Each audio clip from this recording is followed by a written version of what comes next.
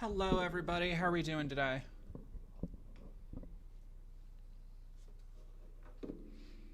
Let's have some music, shall we? Oh, I guess I don't have music on this channel. I need to put music on this channel. I am doing okay, Spooky Pepper. I need to go. I forgot to give Lady her treat, so I will be right back.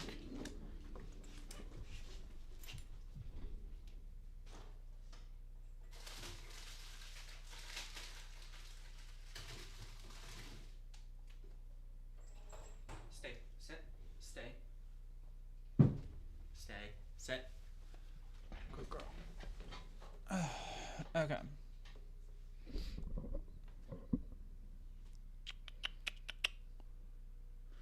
Sound down a little low. It might be just because I'm trying to do the here. I'll turn it up a little bit.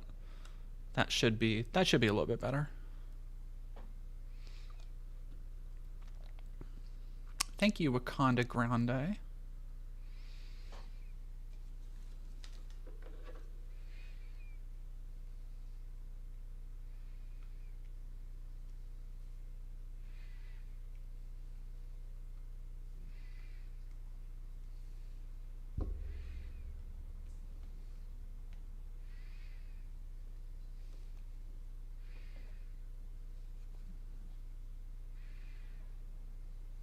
That I like that purple a little bit better. I think that fits. Yeah, Banana Brains. I saw that. I swear your dino in the corner a while ago. I don't know what that means. Psych fops. Spooky Pepper 6900. Yeah, we'll talk about her transgendering Master Chief. Let me actually see if I can look that up real quick. But yeah, Steven Anderson apparently was, and I haven't talked to any of the Anderson kids about this. I haven't really. I literally just said 2 days ago I'm pretty much done until anything big happens, and I don't honestly. This is not big enough for me to get involved, and I don't need to be involved. I have not. The Anderson kids have not shared anything with me. I have not asked for any details. I know basically what everybody else knows about him apparently being, according to Isaac, being admitted to a psych hospital or a psychiatric care ward for probably, Lego Dino. Yeah, my Lego Dino's right here. Here's my little Lego Dino. And no, I actually haven't bought any new sets. I have some of they've just kind of been taking up my desk. I have some of the D&D little minifiggies that I got when those came out. But other than that, I actually sold off about $800 of my Lego sets because I'm moving and needed the money. But Melonie, I want to pull that up real quick. Oh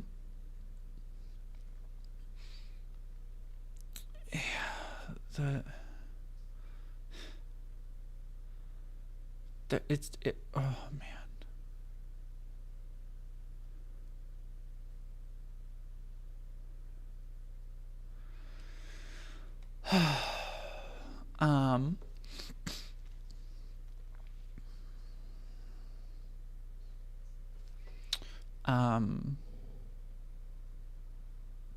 Oh, right. Sorry, lady. Good girl. She's been sitting there since I sat down. She's been sitting there just like a couple feet away. But yeah, apparently Steven Anderson has been, I don't want to say institutionalized or anything because that's not really the right term. But, and thank you very much, Louis H. Garcia. But it is, yeah, it remains to be seen what will actually come of or what will actually happen with everything. So I'm not really gonna cover it outside of saying, because I know other people are probably gonna ask. I'm not really gonna cover it outside of saying, yeah, I heard he was apparently admitted into a ward. How's the moving going? The moving is going. I am trying to find a way to legally break my lease, which I can and will do. But it's just going to be frustrating because I'm not paying to break my lease at all. I have, and there are a number of things, thankfully, Washington has that allow me to well, I don't want to talk too much about it because it's legal stuff, but I am yeah, sorry, I'm coming down off of like 3 hours of writing scripts for my next couple videos, and so my head is just like in a very different spot, so it might take a second to like switch tracks, but otherwise,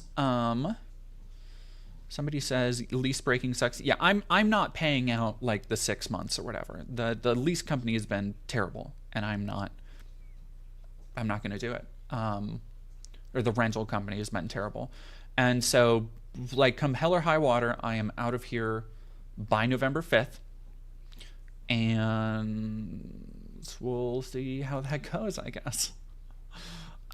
Institutionalized. Yeah, institutionalized is probably not the right word, but he has been apparently admitted on what is likely a 72-hour hold.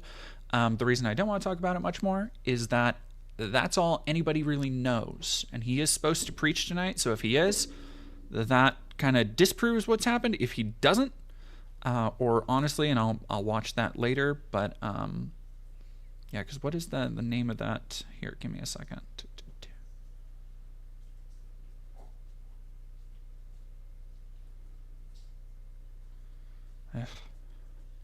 I've been watching so many Tolarian Community College videos that is like 90% of my feed right now.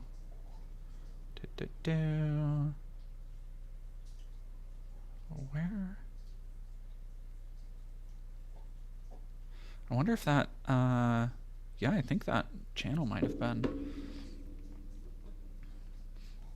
Oh, Claire Cass, I still have my shoulder. I haven't moved my shoulder since I opened it. Like she's still right back there with my little Baphomet statue. Yeah, he is currently in psych ward, or not in psych ward, but you know what I mean. Okay. Interesting.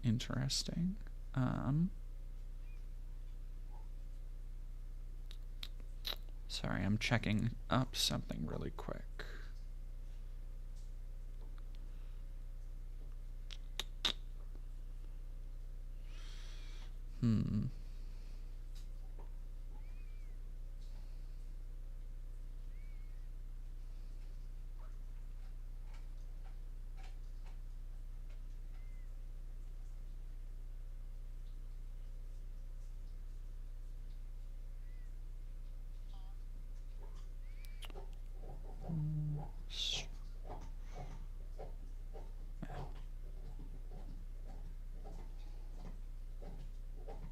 Yep, there's nothing. I'm trying to remember what time is.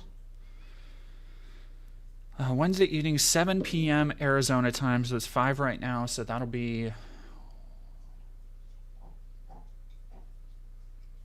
I don't even know, my brain's not working. That's an hour from now, so I guess we'll see. No, Carry On Top, I do not believe he did it himself. Thank you, Ultra Viper, or thank you, Jackie Sins, for gifting a membership to Ultra Viper. The One True Nix, thank you for following. Zolner on Twitch, thank you for 3 months. We just got here, just lurking, lol. Glad to have you. Pink Thing, just love how piracy is the only way to play the original Silent Hill 2 on PC. Yeah. Oh, Jackie Sins, thank you for gifting 5 subs. I don't know why that didn't pop in my notification bar. Hey, Blood Badger.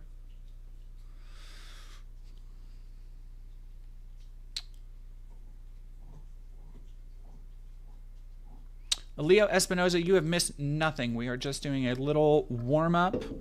I'm about to crack my Celsius. I stopped watching a lot of MTG content so I could get a small break. So Nico Bolas is my first step back into the Commander domain.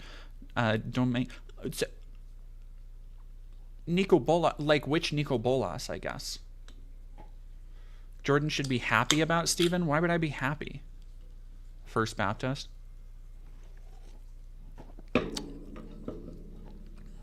I don't, like, on one hand, if it is getting him away from his kids, if it was an involuntary call, then that means he was in immediate danger. Then yeah, I am happy. On the other hand, his wife is just as abusive to those kids, should also not be in control of them. And knowing how unhinged and vile he really is and the things he believes, the things that he's preached about, I don't want to know. If it was a true threat, I hope that police or CPS or the hospital or whoever keep him until they are damn sure that he's not a threat anymore. Because the situation actually kind of scares me right now.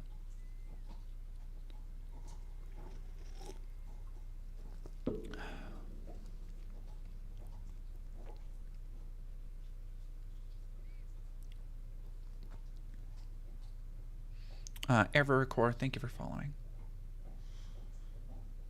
How do I disable automatic emotes? I do not know.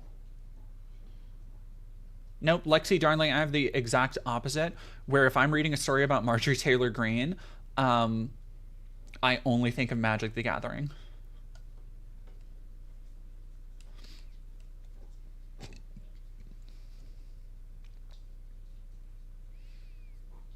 I mean, apparently, I was reading some of the Fundy Snark board because they were, speculating, and some people, some of those people do not have.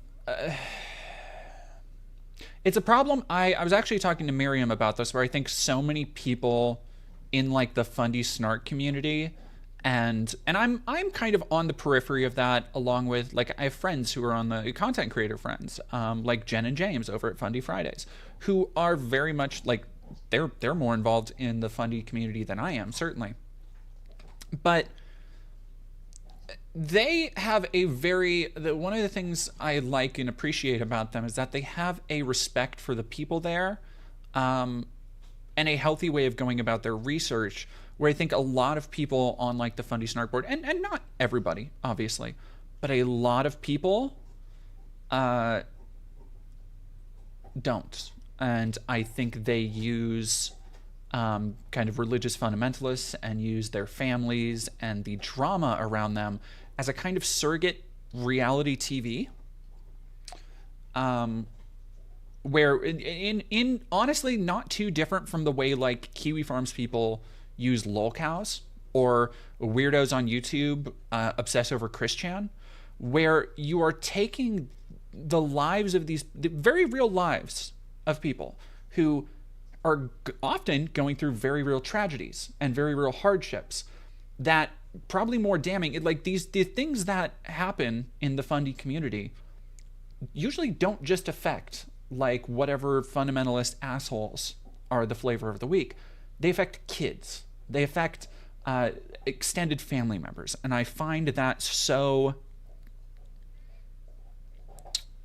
I find it really distasteful, honestly, to turn that into like the way people try and spin it into like ideological debates, or the way they try and spin it into, like I was saying, like reality TV, when like, I've read about the Steven Anderson thing, but unless your opinion on it is, I hope the kids are safe, I don't want to hear anything else about it. Like that is my primary concern in that entire endeavor. That is why I agreed to come forward with the stories. That's why I've continued talking about it, is because I want those kids to be safe. There are 8 children in an abusive household right now. I want them to be safe. And so like the Fundy Snark community, like they're, as my interviews and stuff have been coming out on those pages, a lot of them I'll go and watch them, or I'll have people send them to me like, hey, oh my gosh, you made the whatever of this Reddit, and I'll go and watch it, or not watch it. I'll go and read through the thing, and I'll hear people talking like, oh, the Andersons have been my pet Fundies. And what they mean by that is that they have these, like, all these different fundamentalist families, like the Pearls and the Duggars and the Andersons, and everybody has like these little special interests, and they essentially go and just keep up with them and all the weird / awful shit they do. And it's like, let me tell you, as somebody who does that now for a living, like that is going and doing research and looking into pieces of shit and studying their content and watching it for hours and hours on end is like my thing. It's like what I do. That is not a way to spend your free time. That is not a way to spend your brain cells when you are looking for like entertainment, because it's a lot like true crime in a way, where I think people get so attached to this, what's a word? Not archaeological, not sociologic. Anthropological perspective on it, where they are, and I think there's a part of that that's natural, right? To be interested in learning about, and that's something that affects me, but interested in learning about things that are like so alien to you, whether that's the way people live their lives, whether that's the thought processes of like, it's what, started an entire genre of investigative work, criminal investigation, criminal profiling, stuff like that. No problem with that at all. But there's a line that people cross when they turn that fixation into like what seems like, in a lot of cases, their primary form of entertainment. And that's what I meant. That's what I mean when I say that, like, I think some of the fundy snark people take it a little bit too far. And if you don't, hey, that's fine.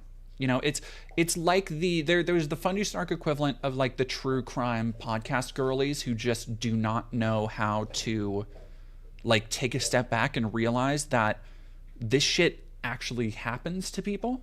Like this is the real fucking world. It's not just a TV show or a soap opera or a reality TV where everything is staged. Like people actually are going through these tragedies. People's lives are actually ruined by this. And that's why I've tried to give so much gravity to the way I've talked about this. It's why I try, when I'm talking about Steven Anderson and the NIFB, trying not to, my dog is wiggling the camera. Hey, Pupper, could you not? Thank you. I try to give it the like due gravity that it deserves. Targage, I'm on Fundy Snark, and I sure hope people don't always see this as entertainment. I always see it as defiance against evil people keeping tabs, refusing to take excuses. There are definitely, like, and I don't want to make it sound like I think everybody on there. I said at the beginning, it is not everybody. Like, there are a lot of people on there I have no problem with, totally fine with. They can completely separate it and just want to, like, keep these things in check, spread awareness of abuse when it's happening. That's what I like doing. Like, not a problem in the world with that. It's just there are some other people that are a little bit fail safe. Gonna dip out to check on Hurricane Milton coverage stream. My family all live in Tampa Bay. Oh my god. So my mind is there right now, unfortunately. I completely understand. So I do want to announce that on that subject, yeah, exactly. Pluto burns. Fundy snark atheism had me following some unsavory people back in 2013, 2014. That's another streak that annoys the shit out of me. Is there's this like Reddit atheist contingent on Fundy snark that under every goddamn story of abuse or sexual assault, there's always like 3 people who are like, oh, that's what you get in Christianity. That's what you get. It's like, no. Like here's a little paradox that I think represents the big problem with this kind of Reddit brand of atheism, where you're just always like, oh, well, of course, that's what happens when you pray to Sky Daddy, and like it's only ever been used for bad things, and nothing good can ever come of Christianity. If you believe, which is like, and this is completely fine and rational belief, I understand this. If you believe that all religion is entirely made up, right? That it is just used and people make it up to justify their actions and use it as a cudgel against others. If you believe that, that's fine. But then you should also be able to hold the idea in your head that that can be improved upon. That if people made it up, they should be able to innovate on it and create something better, which is why you have progressive churches, right? You have churches that have changed with the times. You have churches that are still offering good things and places and community for those who need it. And having faith, I can't go into a whole thing, but like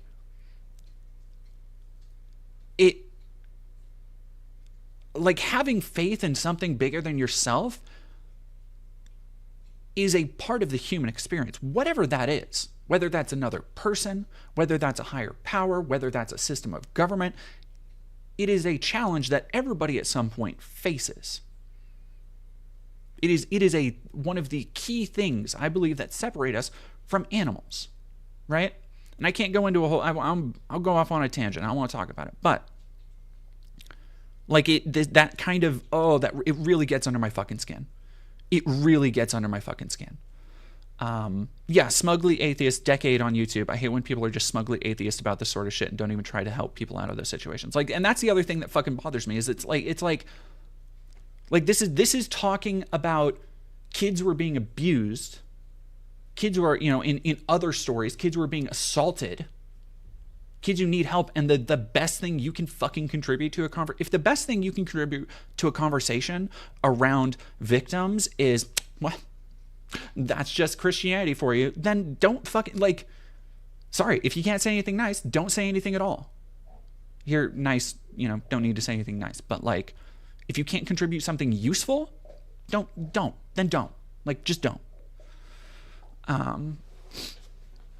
It's like there is a, and people want to wonder, there was this contingent of Reddit atheists that turned reactionary about a decade ago around Gamergate and stuff. And people want to wonder and act like, well, these guys used to be cool and kind of left-leaning and based. It's like, no, they were just a different flavor of asshole that a lot of people gave a pass to because they agreed with them on a couple things.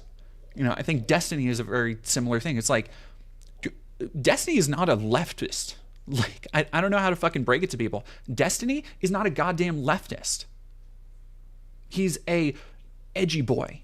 He's a contrarian. That just because he occasionally says some lefty things gets labeled as a leftist. But what he really is just an asshole. Richard Dawkins, another fucking great example.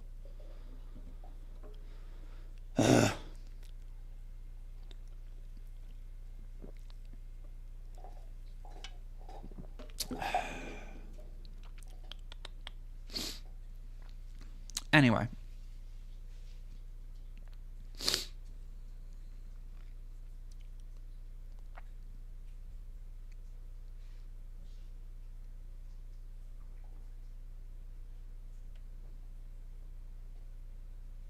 Yeah, Brutus Magazine, that's a good way to put it. Reddit atheists went fascist because being an atheist wasn't edgy anymore. It became probably by 2010, played the fuck out. And you had a choice at that point in the Reddit atheist, YouTube atheist community in that era of YouTube debates and shit, to either go in a more left-leaning political direction, which is kind of what Hannah and Jake and the Bible Reloaded, those folks did, or to jump on the reactionary bandwagon that was emerging at the time and to be anti-SJW and anti-political correctness and this, that, and the other. That's Geoduck Geoscience. Freaking can't stand Richard Dawkinson's entire brand of atheism just seems to stem from a desire to be intellectually superior. That is a lot of people. That is a lot of people. And it's just so the smugness really gets under my skin. Smugness really gets me. Ellie Moob, thank you very much for 6 months. Hi, DD, you're giving Basic Instinct. Aw. And y'all haven't even seen my bottoms.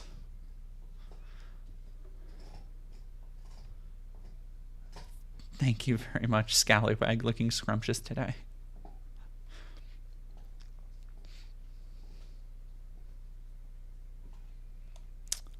So let's go. Let me actually, all right, so I'm going to pull up some stuff real quick.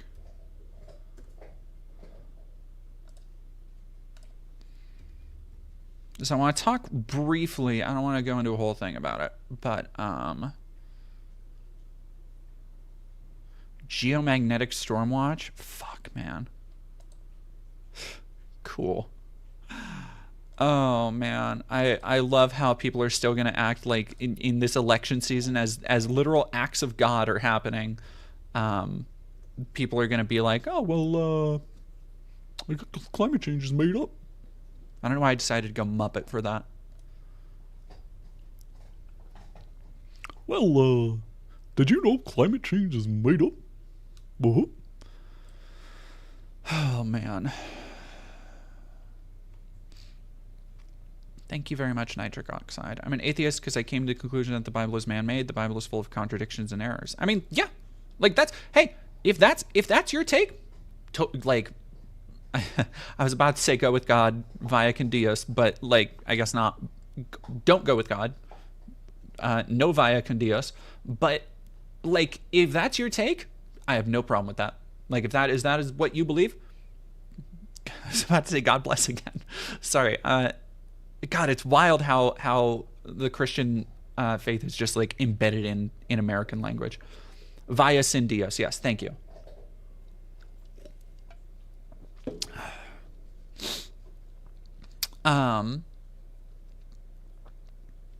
But like,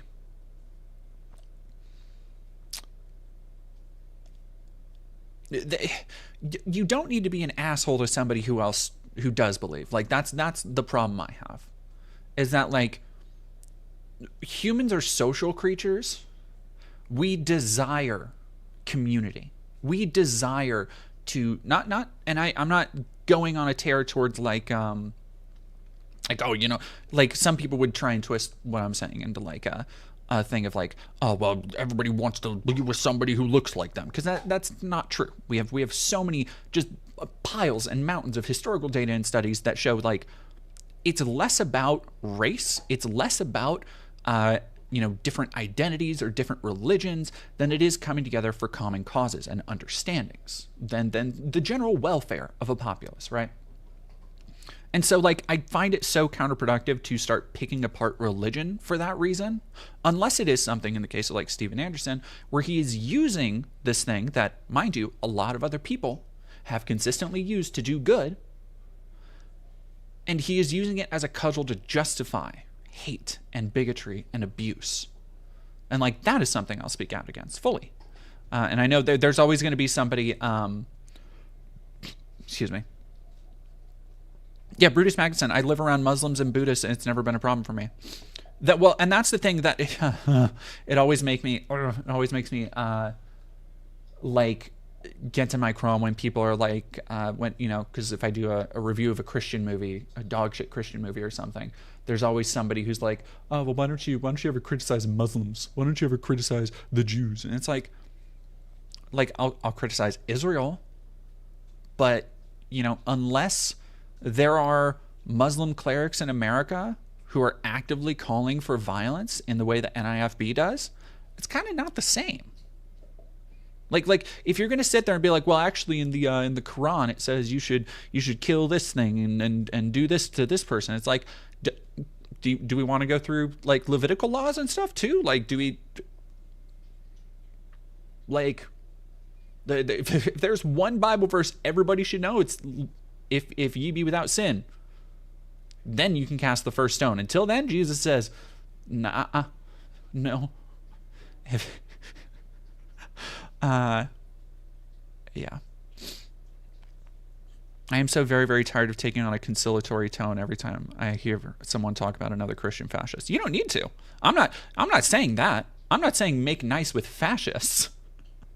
But like the problem is that not every Christian is a fascist.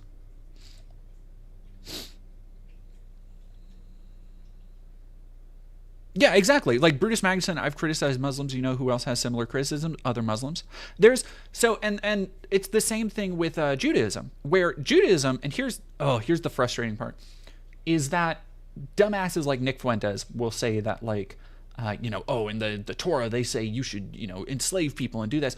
And when you actually look into it, 99 times out of 100, it is something that has been debated by Jewish scholars for literally hundreds of years.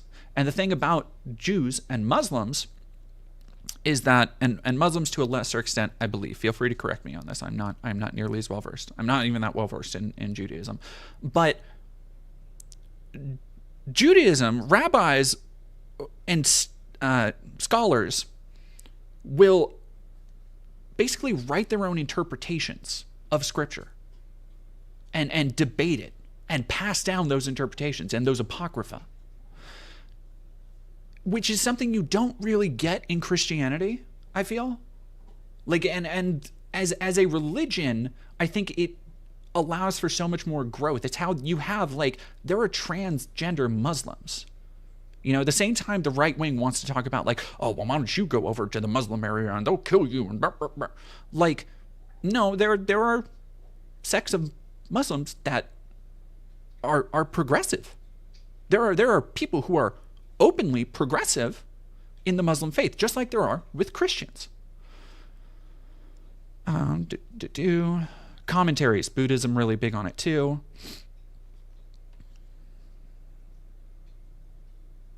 Well, so QETB, the dogma is more or less settled in Christianity.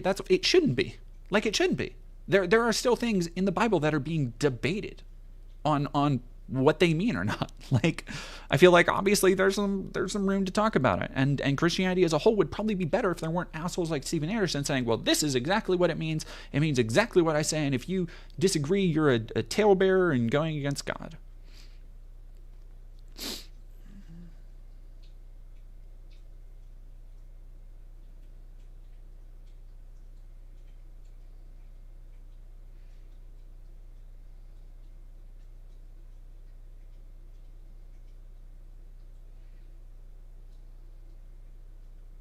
Yeah, Brody smiles. Like, there are, like, you can't have a religion, especially Islam. You cannot have a religion that is so massive and not eventually have people try and reform it for progressive causes.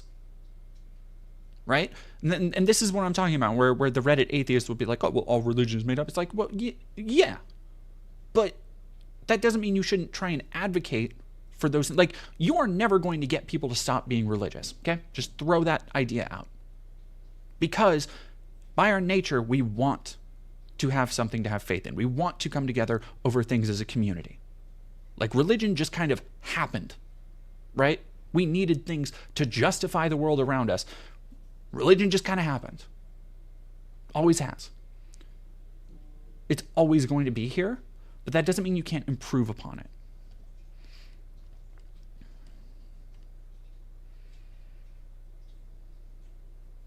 Yeah, it's too widespread to be a monolith. That's a really good way to describe it. Paper Animator, thank you for 4 months. What's your secret? You're looking hot today.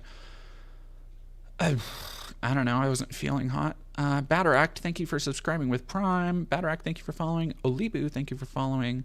Michelle Marty, thank you for becoming a member. Didn't you know, DD, the Democrats have weather machines that create hurricanes? Oh, God. Yeah.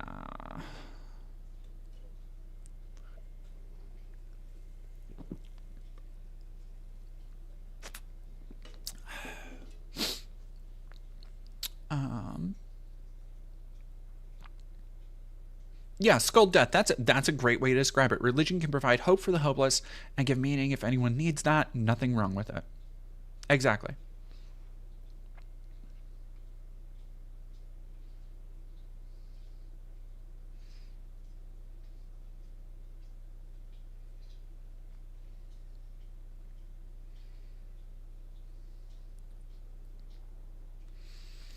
Beatrix Poggers. I've heard someone say, you know how all cops are bastards includes the good cops? That's how I feel about Christian. And TBH, I still don't know how to feel about that. I mean, I disagree.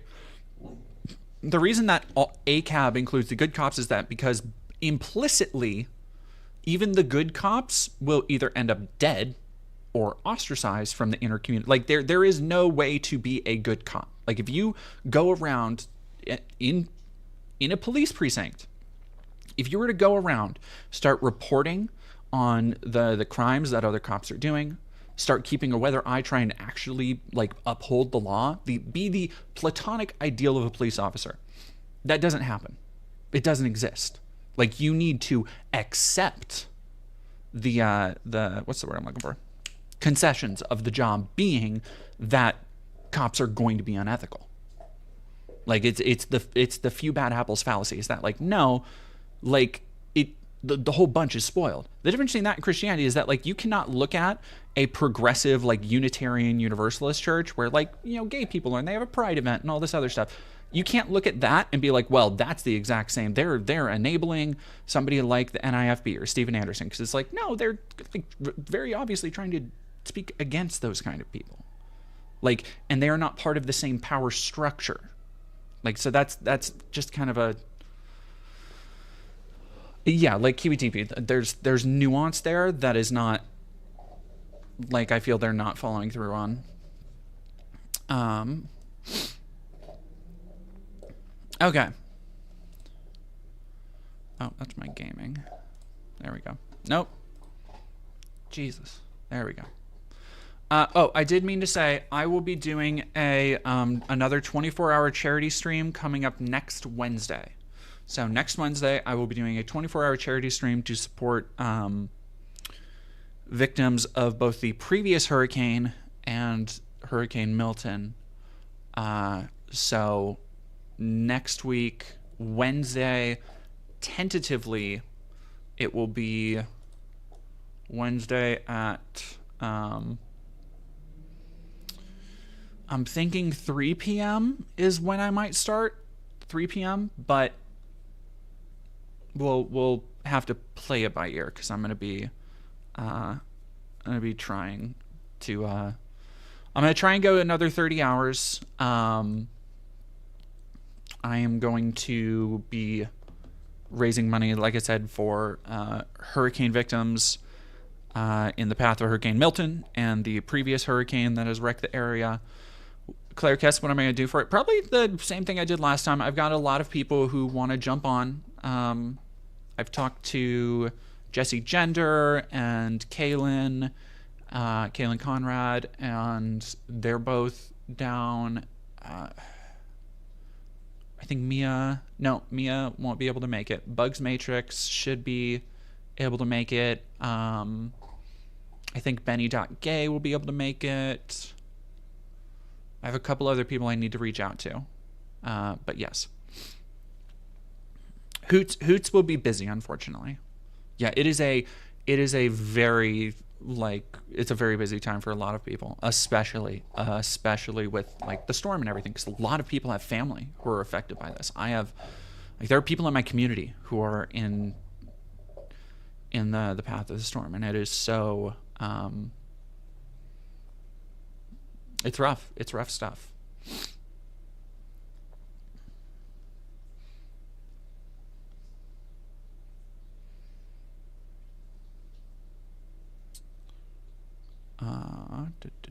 Not me, thanks. That stream almost killed me.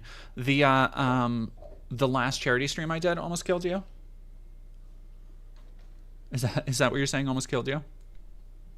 I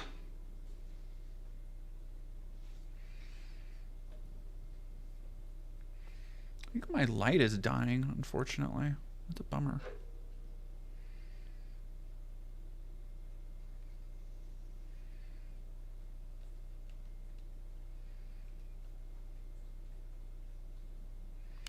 It's okay. I'll be able to get new lights when I move into my new place.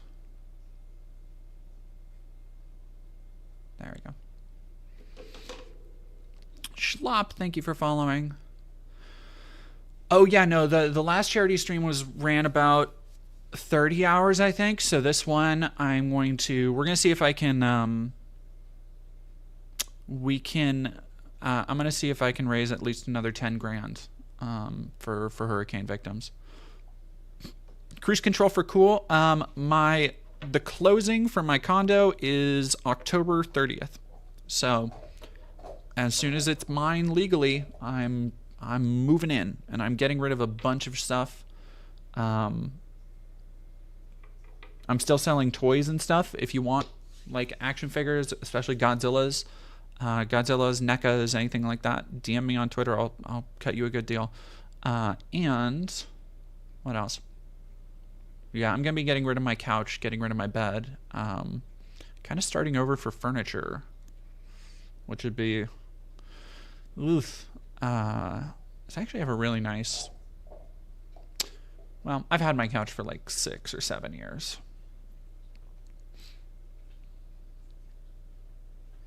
But yeah. Thought you deleted your Twitter. No, I didn't delete my Twitter.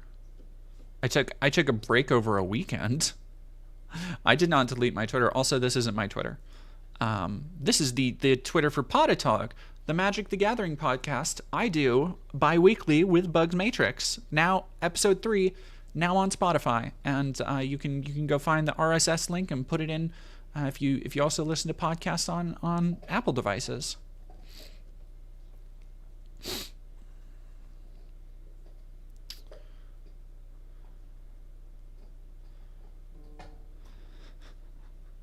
I know, carry on top. Not JK saying non-binary people reinforce gender stereotypes when that's literally all she does now. Yeah, so I wanted to go over this because it is so, it's so funny to watch JK just, literally just grasping at straws when it comes to what it means to be trans. Oh, man. Moving my Twitter to new content.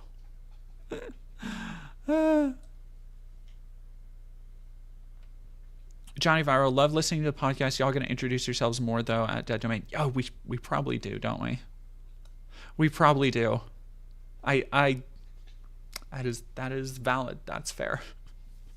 I probably do need to talk more.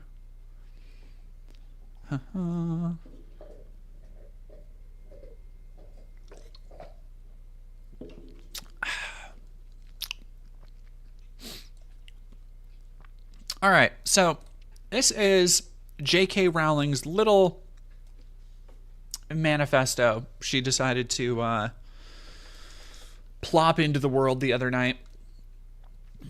Unlike sex, gender identity is neither...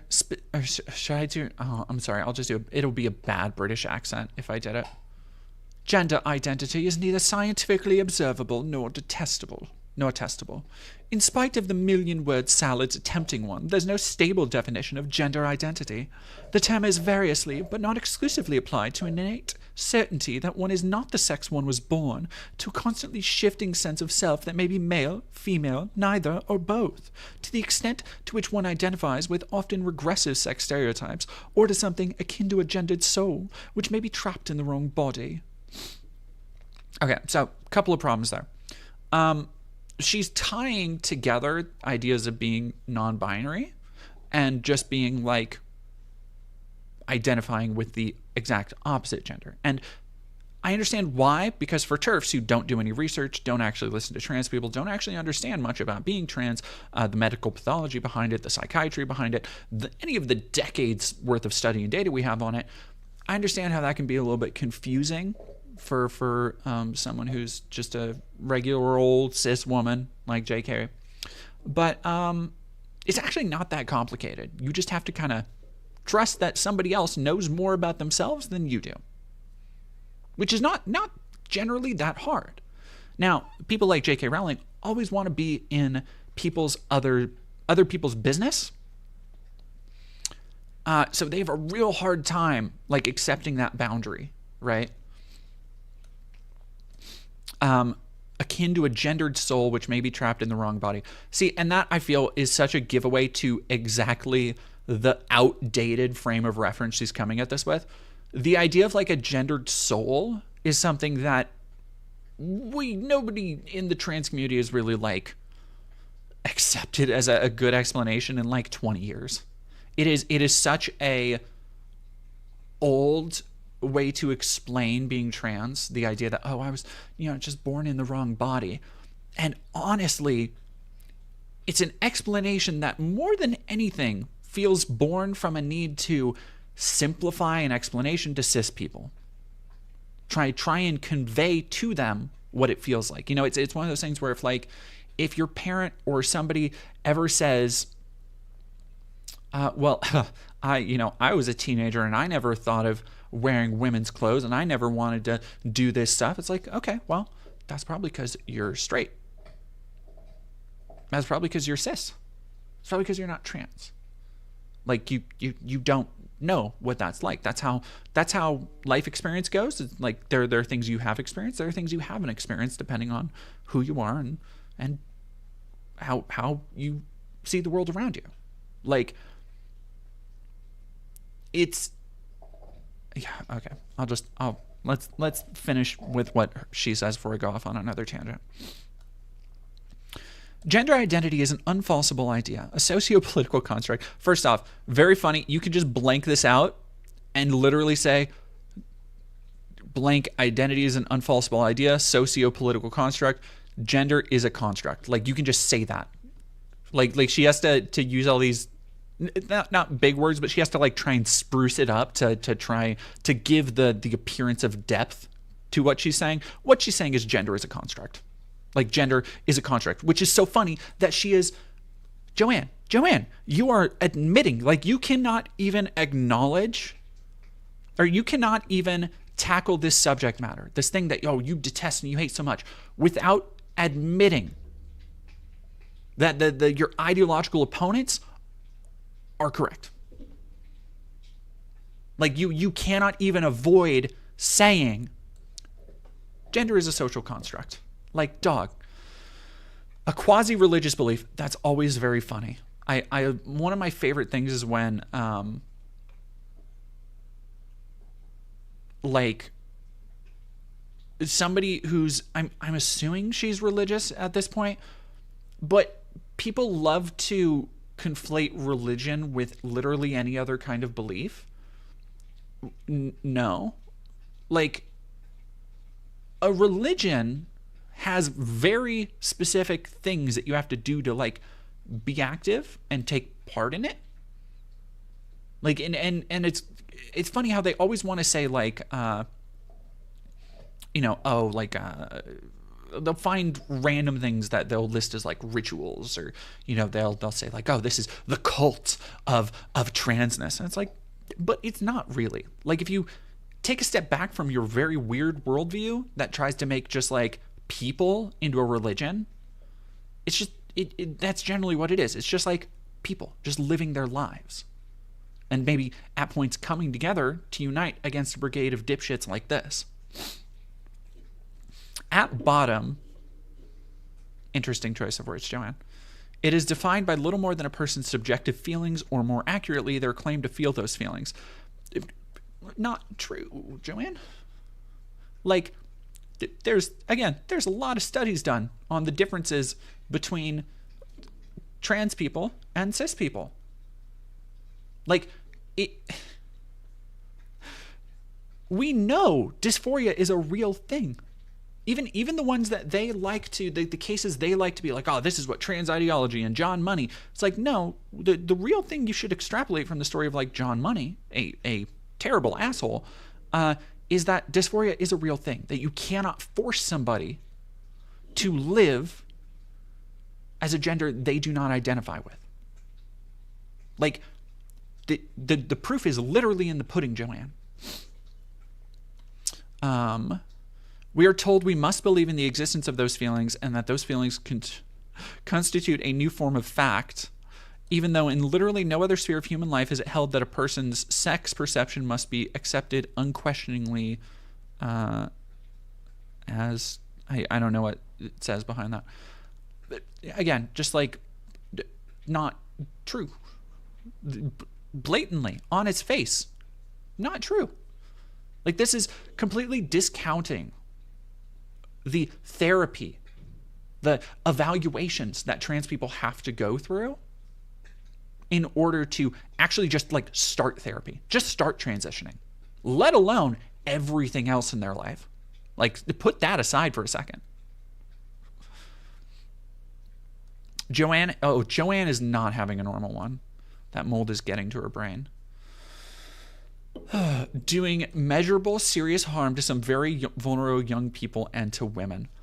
Here, do you want to bet that most of the people she thinks are being harmed are just young women? That, according to her. Because again, these are the kind of TERFs who they don't actually care about like people being sexually assaulted. Like they don't care about trans women being sexually assaulted. We've seen Joanne and people like her say so many times that like, oh, well, they deserve it. They deserve it. Like this is what they get for being a perverted man. Like we see that shit all the time. They don't actually care about victims at all. They care about their ideological backing, right? They care that they have to call themselves feminist, that is something they've put so much of their personality points into. And they see it as a toy that they don't want to share, right? Even though they know, they've had it pointed out to them, they've seen with their own eyes how the same misogyny that affects women affects trans women. They know this. This has been pointed out to them. It is unavoidable. It is undeniable that the same misogynistic systems that do violence to trans women, that victimize trans women, are the exact same ones that lead to real-life victimization of cis women. And they cannot accept that fact because it would mean ceding just a little bit of ground and having to open up their movement beyond just themselves, thinking about somebody else for a fucking second. Link to the Pabst. Thank you for following. Gender identity is doing some measurable serious harm. We're watching a medical scandal of terrifying proportions unfold in front of us. They keep saying that, and it just doesn't seem to be proving true. Like outside of some like very few whistleblowers, like which by that I mean like one, maybe two. The most people who will talk about this controversy are detransitioners, people like Chloe Cole, who have a vested financial interest, who have been proven to be just profiting off of essentially what they're doing. They have made their detrans journey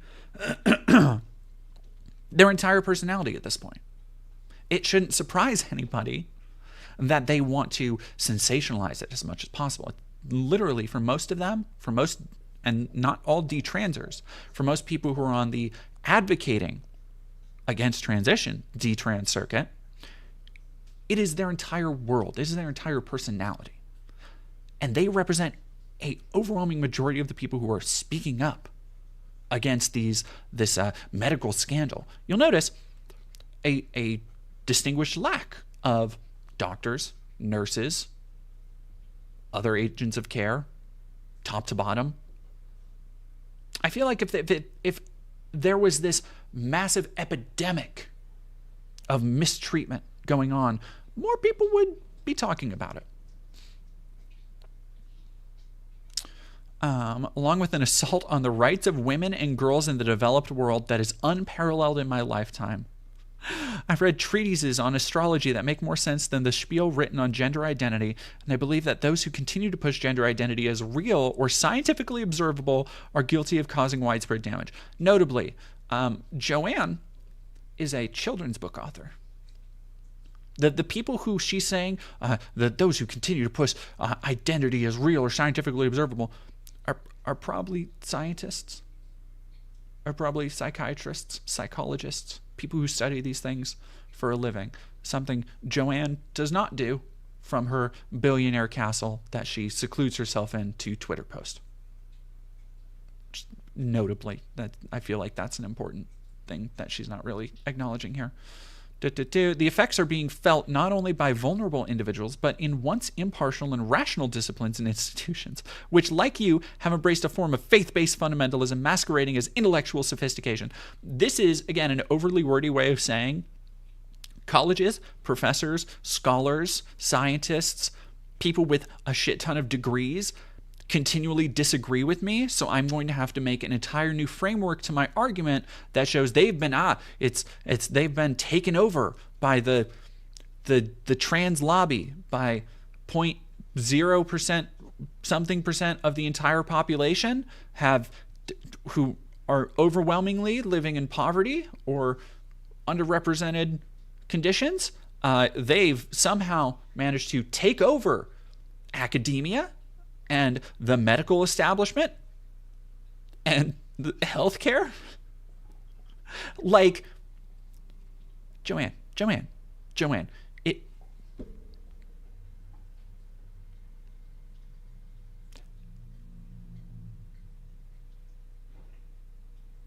it like when you actually lay out what they're trying to say, it just sounds so batshit banana bonkers. Like I can't even. It's almost just anti-Semitic shit. Like really, it is. Oh, I don't like this, so it must be a conspiracy, a wide-ranging conspiracy that's seeping into every industry to push this on people. Like it can't just be that. Like no, trans people are cool and popular and. Like there's a lot of them who are talented, so that's why they get like jobs in the entertainment industry. There's a lot of them who are creative, that's why they get jobs in creative industries. There's a lot of them who are just like real, valid, normal people. That's why they are being represented more and not being pushed out. Joanne.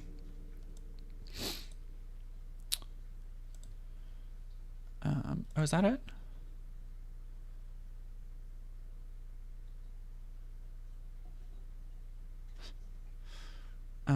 Okay, well I guess that's it for that. Was just gonna say she's gone full Alex Jones. She really has. Like, not too far off, honestly.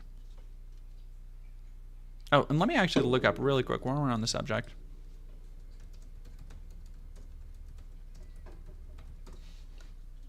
See if I can find an article on that.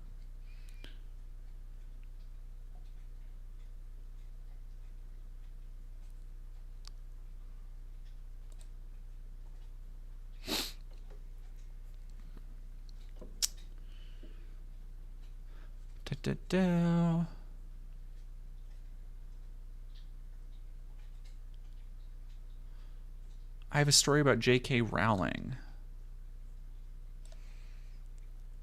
Uber happened to be driven by someone who knew J.K. Rowling. After visiting a friend who was studying in Edinburgh, the location of the famous J.K. Rowling castle, they happened to have a chat with said Uber driver on the way to the airport. I was having my solo traveler moment, they explained, and I was like, I'm going to talk to people. It actually came out that he knew J.K. Rowling and had driven her around a few places, but that wasn't all. Quote, this is where I need you to buckle up, they explain. Here's where things start to get interesting. A few years ago, the cab/Uber driver had a married friend who, one tragic night after coming home from the pub, ended up falling into a lake and drowning. That, which is such a fucking Scottish thing to do. I say this as somebody with a lot of Scottish in me. Like, that is like half of Scottish drinking songs right there. That man's widow happened to be J.K. Rowling's house cleaner, and when the cab driver showed up to his friend's funeral, there Rowling was paying her respects. Rowling and the cab driver have a nice chat, and since that time, the cab driver has gotten close with Rowling's other family members. Edinburgh is a tiny place. Now, here's the tea. The taxi driver told me, Clarissa explains, that J.K. Rowling had been locked alone in her house for like 10 years. Her whole family is worried about her. She's cut everyone off.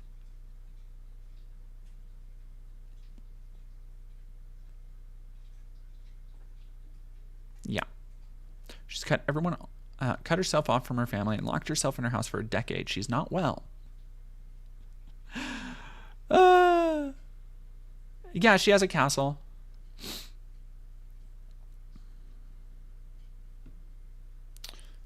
Most say their gender is different than their sex, line of birth. There's a solution that has scientifically observable benefits. Nothing else matters.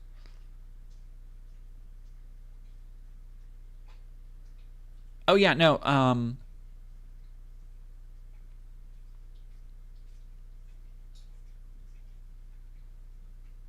No, that's not Jamie.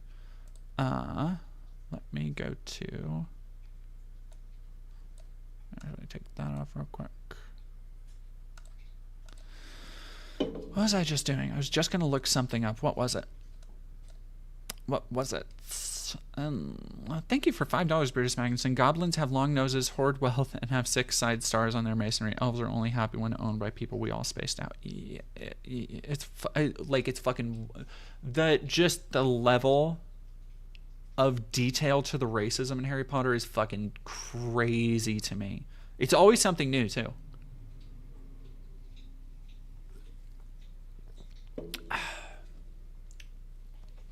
I will be right back.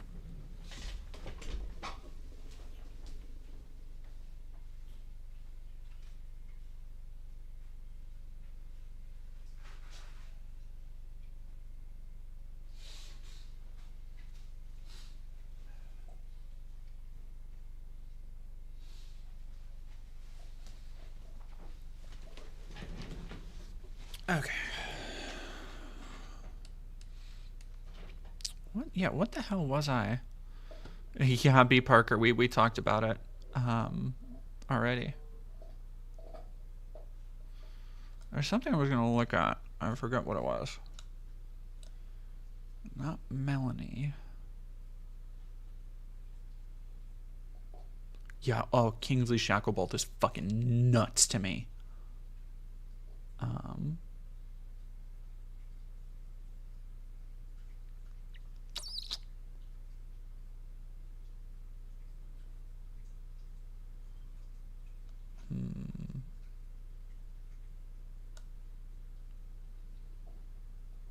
I forgot.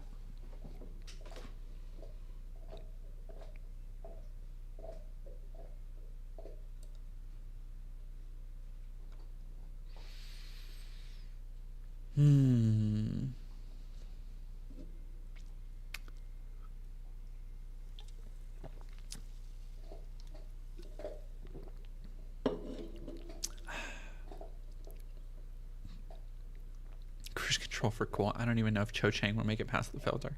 It made it. Oh god, it made it past Rowling's filter for goddamn sure.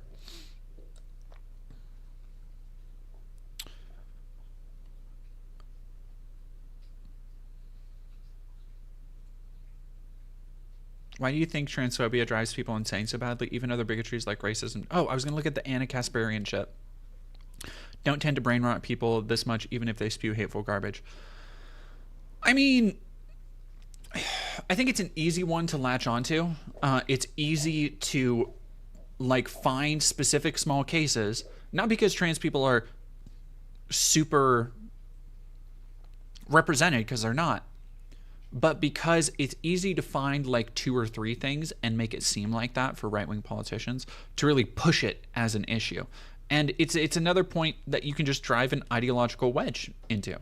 Like, you can just convince people that, oh, the left is trying to take your daughter's volleyball away, or whatever the fuck they say about, you know, trans girls in sports, and using 2 or 3 examples of trans girls who aren't overwhelmingly winning in sports and are just like trying to live their lives as happily as possible. They fucking like morph it into a bigger issue than it actually is. And I think that's a big part of it, is needing an out group, which is where most bigotry like stems from. Like, if you watch the video I did on anti-Semitism, like a lot of the time it is just a matter of needing to give somebody an enemy, right?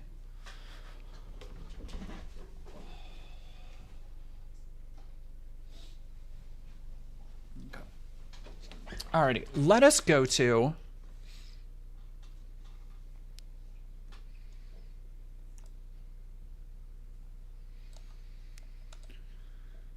oh boy. Let me start pulling some stuff up. Because I want to... They're transing the volleyballs. Yeah.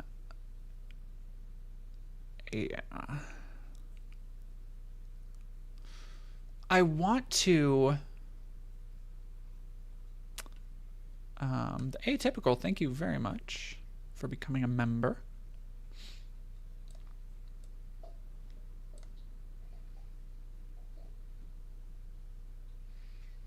Yeah, Lovux the Great, I think it's because you can easily turn being trans into a contamination. Someone not trans can turn trans, as opposed to racism. Yeah, it might be that too. Have you tried Silent Hill 2? Yeah, I did a whole... I streamed it for like 3 hours the other day, y'all. It's just nobody watches my game stuff. I'm doing a video on Silent Hill 2 as well. Not like a big one, and not like a thematic breakdown or anything, but just like a video on the controversy around it, because it's very funny. It's the Halo Woman. Oh god, please don't call her the Halo Woman in my presence. I'm gonna vomit. There's one Halo Woman and her name is Jen Taylor, okay?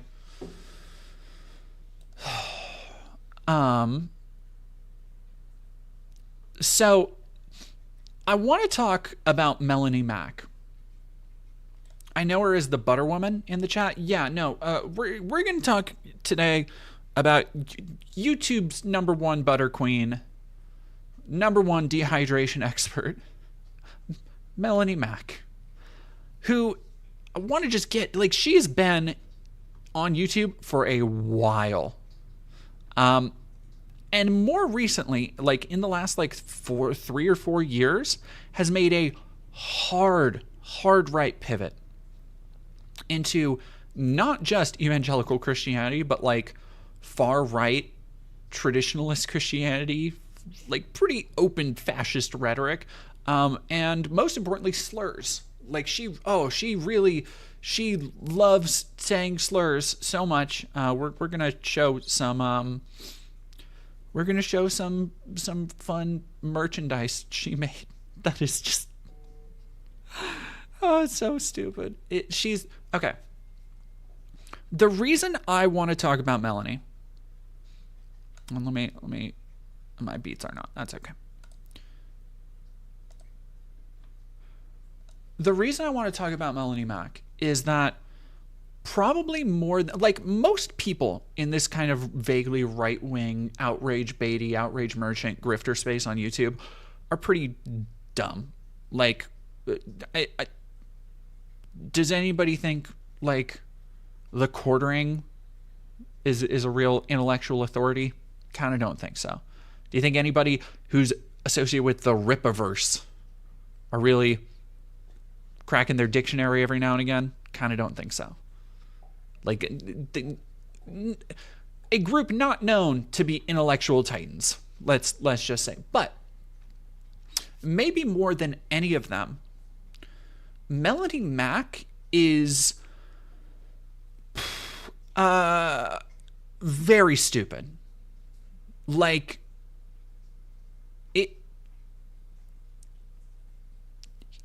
it almost defies belief how incredibly dumb she is, consistently and constantly. And to go through this, I want to show, I'm going to talk about her origin a little bit. You know what? Actually, we're going to go, instead of that, we're going to talk about this, because this is a perfect example. A perfect example of her stupidity.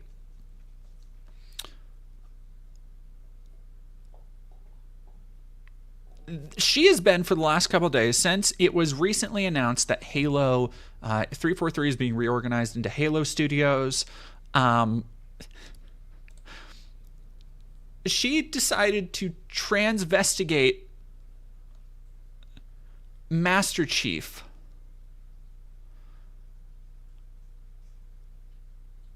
And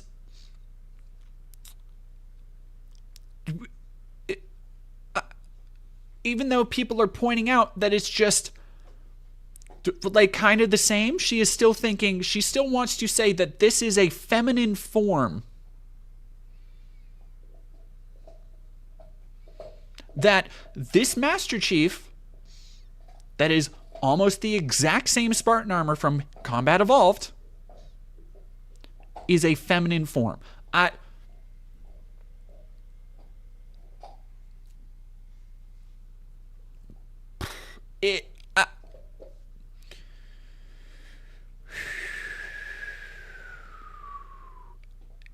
It's one of those things. Great. I love my favorite part of the arguments that these dorks make is that they always have to like use AI to prove their point, because otherwise it literally wouldn't exist.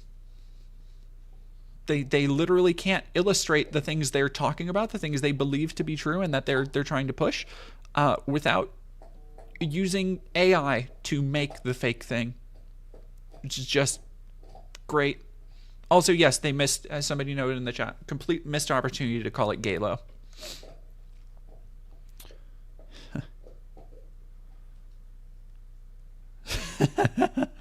Oh, that's a goodness.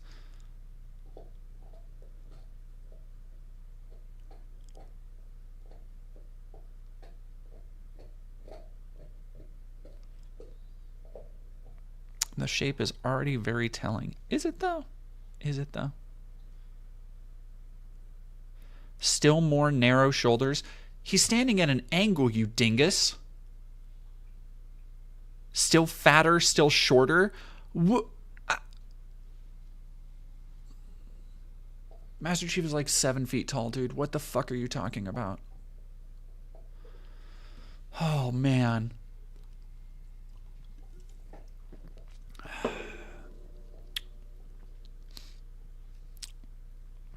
Oh, no. They are real. So let's go back really quick into the history. Somebody saying she cannot be real. Ho, ho, ho. Ha, hoo, hoo. Au contraire.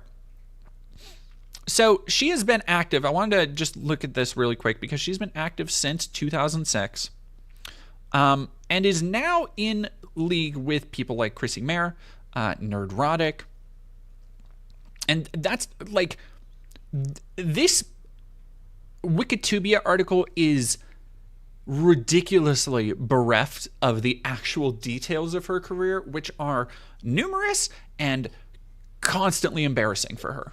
So let's go into those a little bit.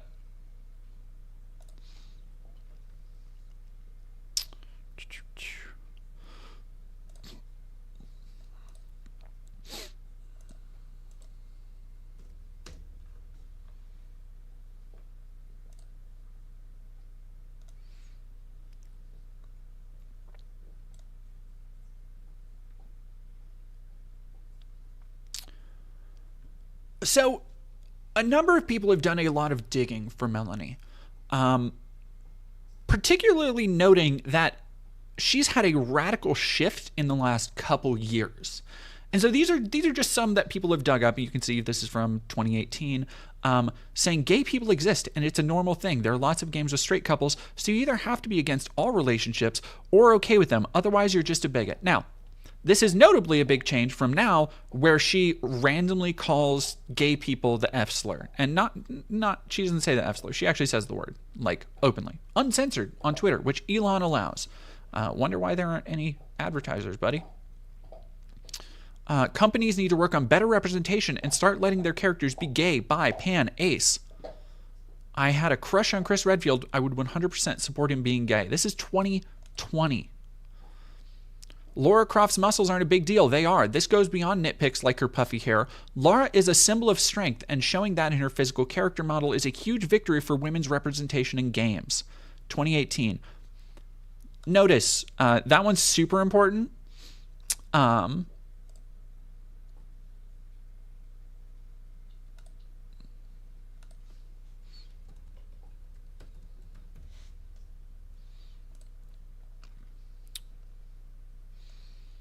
Gamer, carnivore, Jesus freak.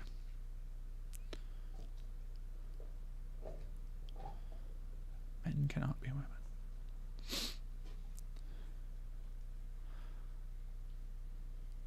And you'll notice, here we go, how she has been really mad. She's a very big Tomb Raider fan, according to her. And now she's calling the fact that Lara has muscles. Again, a couple years ago, it was important for Lara's strength and a symbol of her as a character. And now, if you can't see the obvious agenda here, you're willfully blind. And it's just a picture of, like, just normal looking fucking, like, they're not even, I can't go off on too big of a tangent, but, like, look at this. It's not, I wanted to share that little callback to a couple years ago, because it becomes, when you look at who she used to represent herself as and now, night and day difference. So let's go to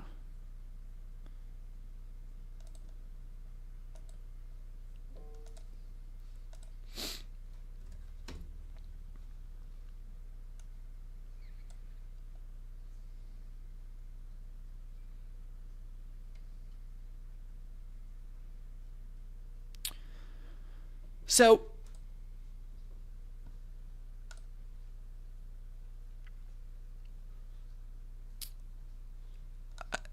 first off, content warning. Yes, she is just going whole hog on that stick of butter. She is just munching down, just eating that butter. She is going fucking Lisa Ann crazy on that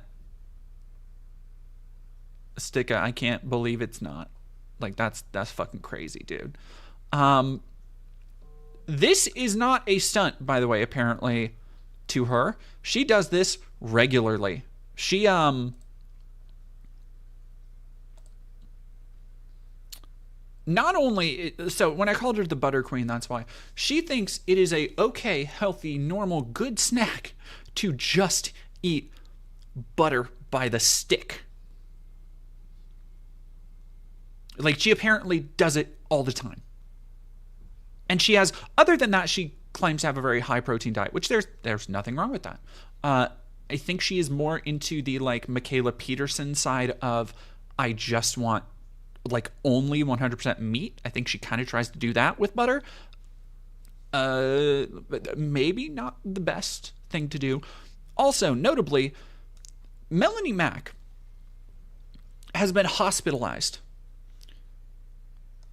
for not drinking water, for forgetting to drink water. Not once, but twice.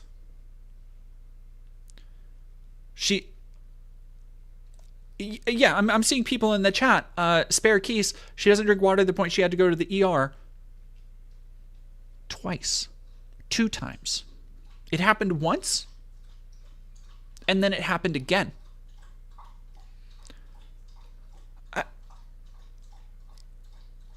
They put 3 fluid bags in my IV.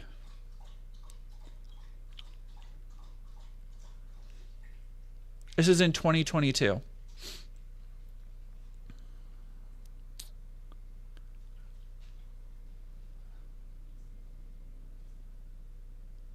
I feel like this was part of the like the beginning of the downfall. And you look at this. This is also 2022. You don't need to drink more water than you are thirsty for. I'm 3 years in and doing great. Over-consuming water will flush your electrolytes. And it was because she has a practically extremely high protein meat diet.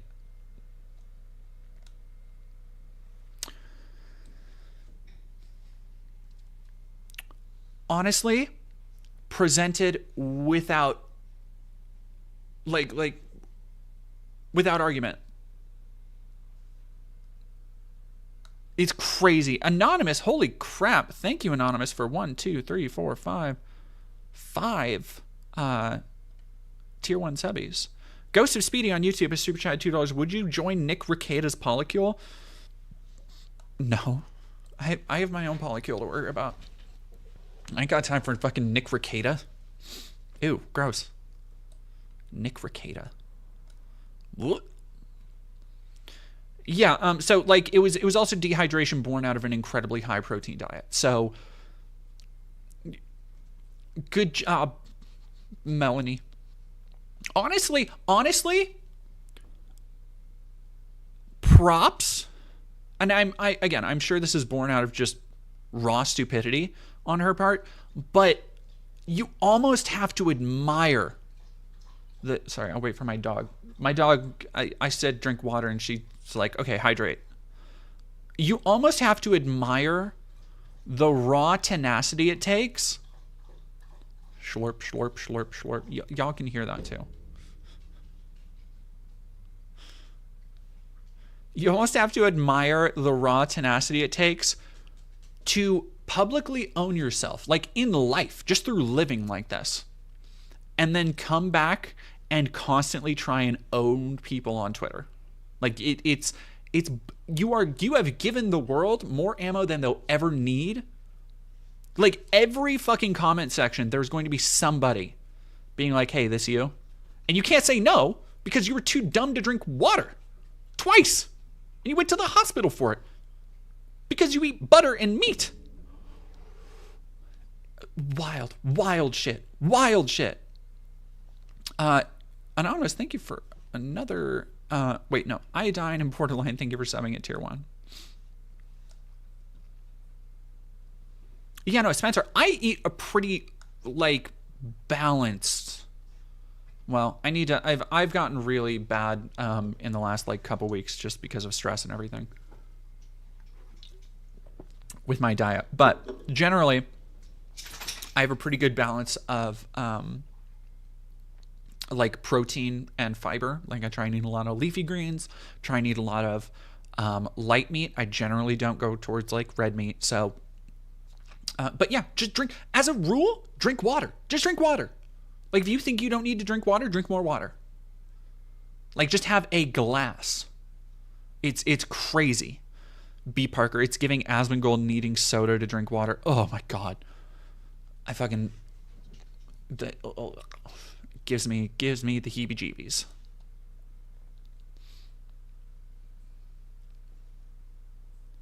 Enjoy some big water. Real rad, huh? True. Even just one glass a day? No, fuck a one glass a day. You need like 2 or 3 glasses a day. Let's go. So that is unfortunately not the end. So slur warning for this next part. Since becoming what she would call like a Jesus warrior or whatever the hell, she is very hardline fashy Christian and has made this kind of thing her brand. And let me see if I can find really quick.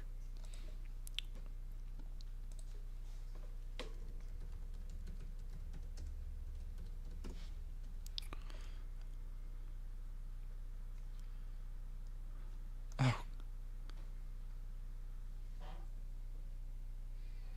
My cat just quacked. Oh God, this is embarrassing. God, that's so embarrassing. Like, the cringe is consuming. Let me. Why is there not a? Does she not? Here we go. Here's an okay picture of it. I need you to, okay, there's a couple of things I need to explain and have people understand about this. She thought this was cool. This, like, oh no, this was never sold anywhere, like outside of her own like website or whatever the hell. Yeah, no, she got banned from Twitch for saying the F slur. This was drawn by her. This was not commissioned. She made this of herself and sold it. This learn to draw manga ass drawing. By the way, she's almost 40.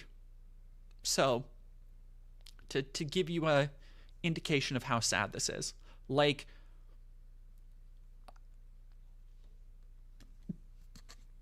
it's so dumb. It's so fucking dumb. Like honestly, oh yeah, don't look at the arms. Good God, do not look at the emaciated like skeleton arms. Like don't look at any of the detailing. Don't look at the like chin that comes down into a razor point. Don't look at the absolutely dead eyes. Like 2006 DeviantArt type beat. Yeah. It's Melanie, choices were made, honey, but you didn't need to.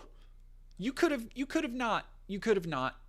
I know there is no way in hell that this has made enough money to justify you doing this. Somebody asking people over 40 can't draw. No, there are tons of people over 40 who can draw. She can't. And I find it more embarrassing that she is doing this. It's less that she's almost 40 and more that she's almost 40 and still trying to pull off this like edgy attention grabbing bullshit. The Feast of Blood, who wears this in public? Yeah, like that. Oh my God. Again, you have to ask, who is more embarrassing? Her or somebody who would buy this willingly and wear it in public. I'm sorry. It's just, oh man. It's so, I can't even,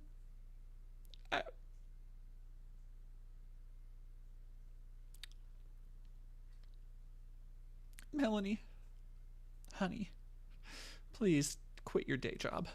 Spencer, thank you for $20. Holy crap, you're one of my favorite creators slash filmmakers. Thank you. Have some of my money and don't worry, I can afford it. It comes from a union job. Hell yeah. Can I get a little solidarity forever? Solidarity forever. We love a union person in this chat. She was banned because of the F slur and she does these weird Bible readings. Yeah, she started doing that. That is that's very funny. We'll watch some of her Bible reading, but we are unfortunately not done with the like if oh honey.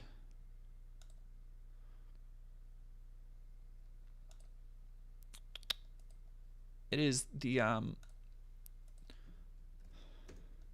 Mac train is still rolling.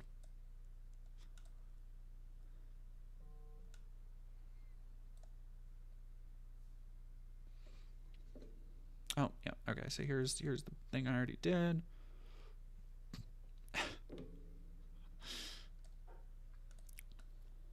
I already did that one. Let me do this one.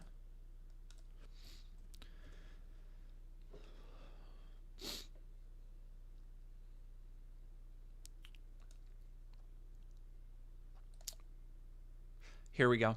Here's the good shit. Here's what inspired me to do this is that so for those who don't realize, and this is only tangentially related, but Bianca Censori is divorcing Kanye West. Good. I know literally nothing about Bianca except for the fact that she has huge tits and Kanye just made her walk around basically naked everywhere. Like that's literally all I know about her, because the man would just keep her like it's really disgusting. It's really disgusting the way that he just like showed her off as an object essentially. Really fucking gross. So like the fact I know nothing about her. I know nothing about her as a person, her beliefs, anything, because I do not think in that relationship she was really allowed to have anything like that from a man who is very clearly in the continual throes of just like several overlapping mental crises. Now, good on her for getting out of there. Good on you, sister. However, Melanie's reaction to this, that's because he was never married to her. She was his clone/impersonator's handler. Now the real Kanye is back from hiding after Diddy got locked up. Oh, excuse me. Sorry, that was gross.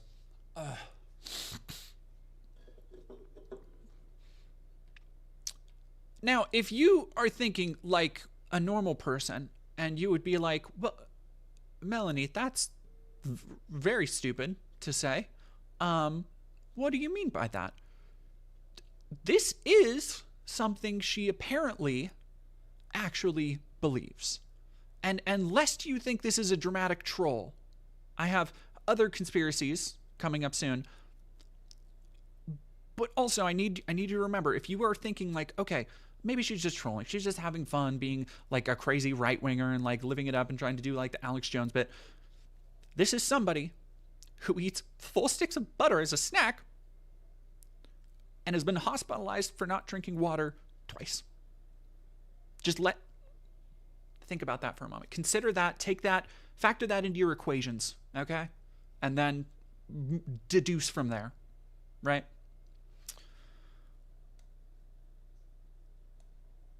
He told us most of this himself. People haven't been paying attention. Oh my God. Patriot, writer, homemaker, daughter of the king, wife and mother, abolitionist. Do you actually think he's back? I've been so worried he was eliminated. When he gave his life to Christ, the target on him was literally tangible. Melanie Mac, I feared the same, but there was a video of him at a Japanese airport from the other day, and it finally seems like the real him this time. Praying for him. Most based tweet I've seen all day. Most people are blind to all this stuff going on. It's refreshing to see when someone else sees it. Melanie, most people have normal functioning brains and drink enough water.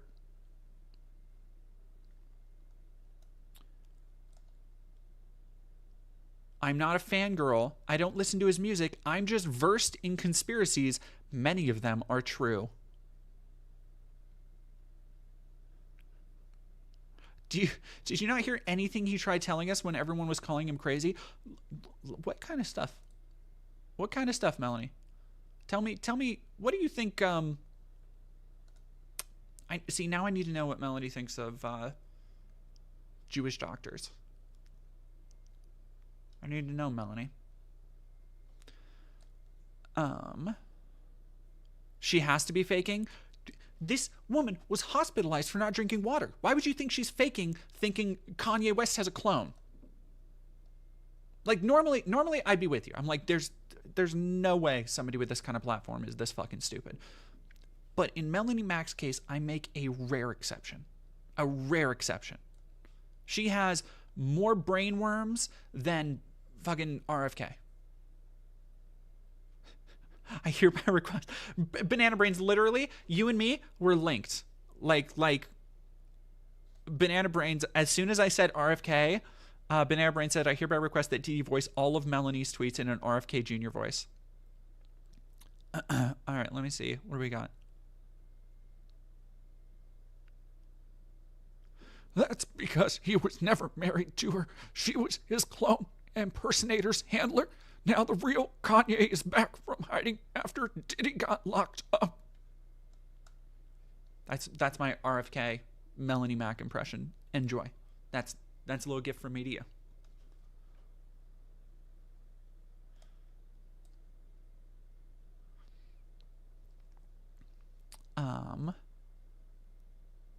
She just decided to be suddenly evil one day.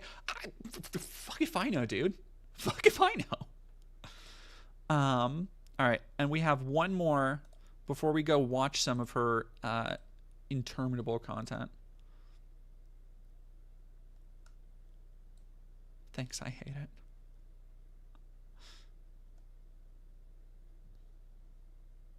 She's more worm than brain.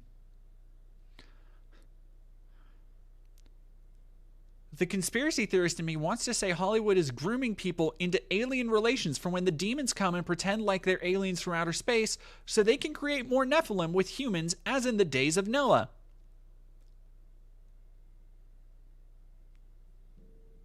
Presented without comment. I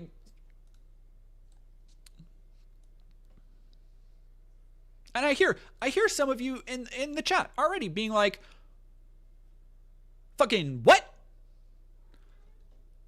To which I say, in response, I say, the conspiracy theorist in me wants to say Hollywood is grooming people into alien relations for when the demons come and pretend like they're aliens from outer space so they can create more Nephilim with humans as in the days of Noah.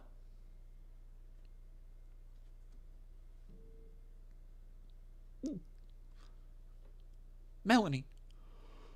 What? Stop. Thank you for $5. What would you do if you and Melanie Mac switched bodies for a day, loving the stream? Question. If I despawn, do I go back to my body at the end? Important to note. It's going to be like that,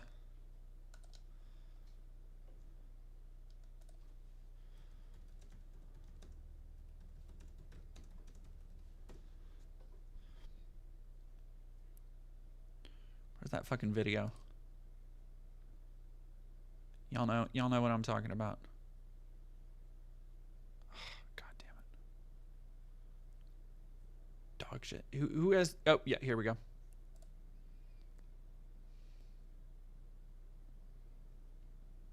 That's not the one. Who has that Spider-Man meme? Y'all know the one I'm talking about. Mr. Bender, thank you for $5. Any tips for healing your voice? I have a sore throat but want to record horror games for October. Throat coat. So there's a kind of tea called throat coat that is a fucking miracle for like helping your voice after like I used to drink it when I go to concerts and shit. Throat coat is phenomenal.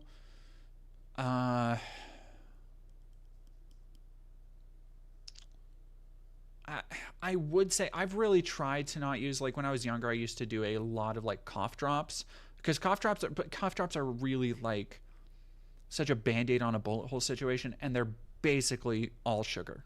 Like they are so bad for your teeth. They are so just like full of sugar and shit. Like cough drops I kind of stay away from, but like throat coat and tea, failing throat coat if that's not something you're into,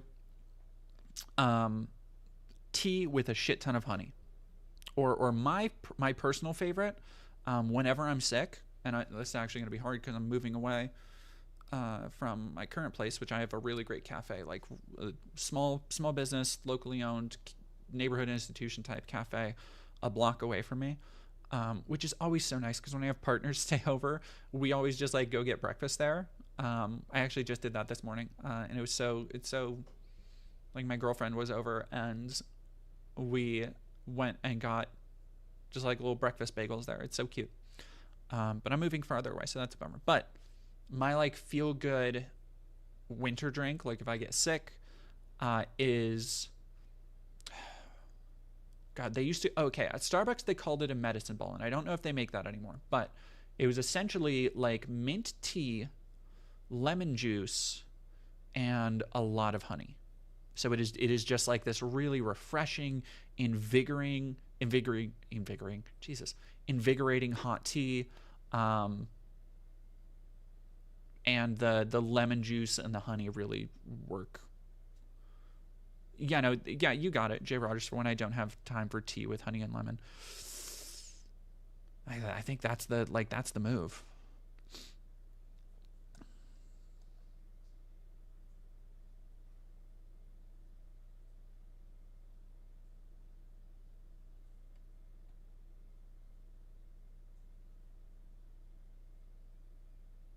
Or how other people describe it, it sounds great, but I hate it. I think you probably just need to find the right tea, honestly. I wasn't a huge tea drinker for a lot of my life, and then I found I really love fruit teas. Like, fruit teas are great. Fruit teas are wonderful. Hi, all. For those of us in the path of this, be safe. Yes, I cannot express enough that my thoughts are with you. Yeah, for those who don't remember, because a couple more hundred people have shown up, I'm going to be doing a 24-hour charity live stream to help raise funds for hurricane victims next Wednesday, hopefully starting at 3 p.m. So a week from now, maybe earlier, honestly. We will see, but there will be a bunch of guests there. Kaylin Conrad, friend of the channel, Jesse Gender. Kaylin's also a friend of the channel. I'm trying to get Stephanie Sterling on. I've been talking to them a little bit, but like which understandable. It's about to be like the busy season of the year, so like I get it. But yeah, I need to actually message Maggie Mayfish because they wanted to be on my last one. So that would be really cool. But yeah, just keep that in mind. So let's go. Oh, God, that was terrible. Oh boy. I Dine in Borderland. I really like the Respect the Dead podcast. That's because it's a great podcast.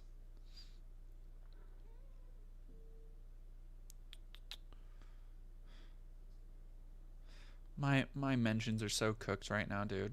Or my YouTube recommendations are so cooked. $4.99 from Spencer. Thank you so much. When I was out on tour, my go-to was chamomile with honey and a dash of hot sauce. Interesting. Cayenne is good for the vocal cords. You know what? I can actually see that. I could see that. Yeah, but like if you don't have hot sauce, that's interesting. I mean, I have to look up like what the like if is it just like a dash of hot sauce or is it like a little bit more? Because I imagine the honey would help cut the acidity of it. So depending on the hot sauce, you might even be left with like a little bit more of a sweeter flavor, kind of like with jalapenos. When you when you cook jalapenos, they don't get as they're not as that like abrasively hot. Interesting. Puttick, thank you for $4.99. Donating to you for the first time to say this. I appreciate it. Today I did training to be an election poll worker. Gives you much needed perspective on the process. Congratulations. That is that is one of those things I really wish we had greater education on. Just in general, because I know like a lot of kids, you know, when we're kids, we get the 3 branches of government and the checks and balances and everything. But I feel like we desperately, direly need a much more in-depth explanation to a lot of people. What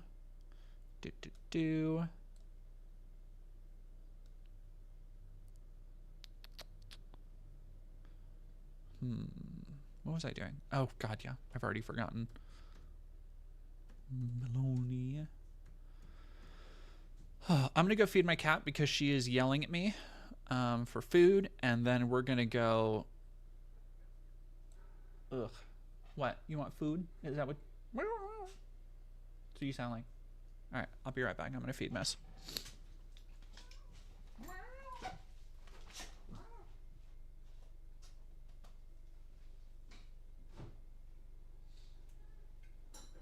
you said? No, say please. No, say please. Say please. All right, there you go. Some food for you.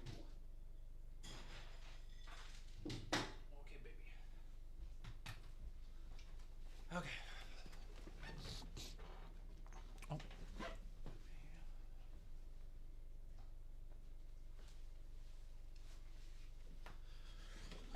Oh. Petition Prof to have DD on. I mean, I would have to go on with Bugs. Like, I couldn't not go on with my co-host Bugs Matrix of the Podatog podcast. 3rd episode now on Spotify and on RSS. So you can plug it into your Apple.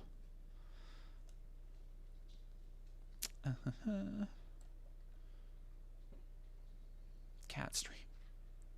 I need to yeah, I'm gonna need to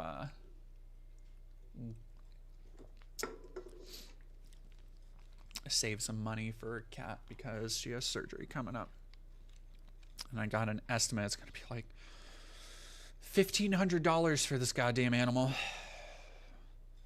which I really don't I don't mind. I love my baby, but good Lord, like, oof. What is my opinion on Shoe on Head? Negative. I think Shoe on Head is super inconsistent, and I wish that she's another person I think puts like her personal friends and relationships over any actual principles. Saw 2003 DeviantArt used for homophobia. Now I'm writing down different sore throat remedies. Always a wild ride to catch your live streams. I try. You know what? We try and give everybody a run for their money.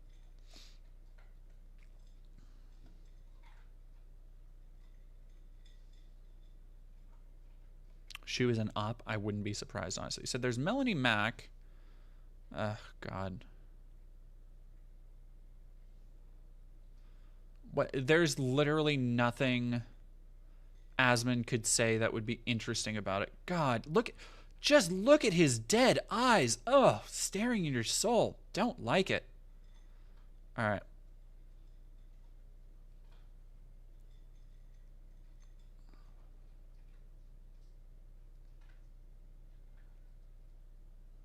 what?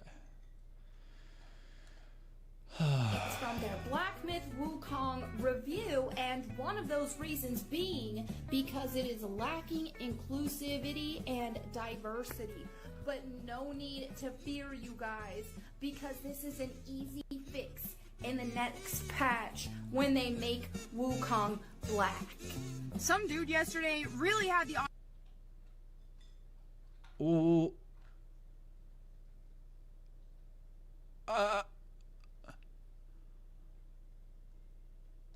Oh.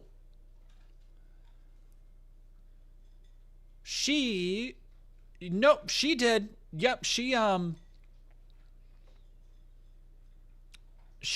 made a black monkey joke. She went there. Jesus Christ. Jesus Christ. audacity to call me white. Me. I am a proud POC person of cracker. Hi everyone.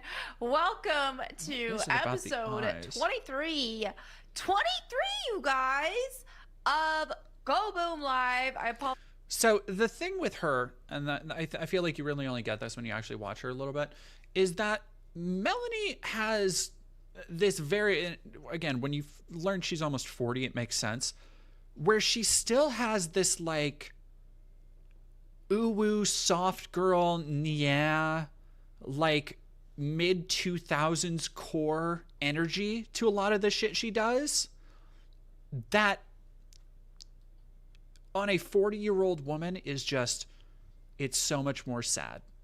Like you are supposed to grow beyond a brand at some point. You are supposed to like not just become the role, but it is very obviously a case of aging emo. Yeah. Like she has let it consume her in such a bizarre way. I saw somebody say her hair is crusty. I don't know what that meant. In like a forum, people were like, oh, wait until they find out her hair is crusty. I don't know what that means. I don't know what that means. Apologize if it looks like I just woke up. It's because I did. I took a little nap. I don't know. There's something about all. Now, I need people to also understand. She has 200,000 subscribers on this one. 200,000 subscribers on this. All of this Iran-Israel war stuff going on that just stressed me the heck out. Like, it's bringing me back to like last year whenever the October 7th stuff happened, and it really just... Melanie, did you just say whenever the October 7th stuff happened?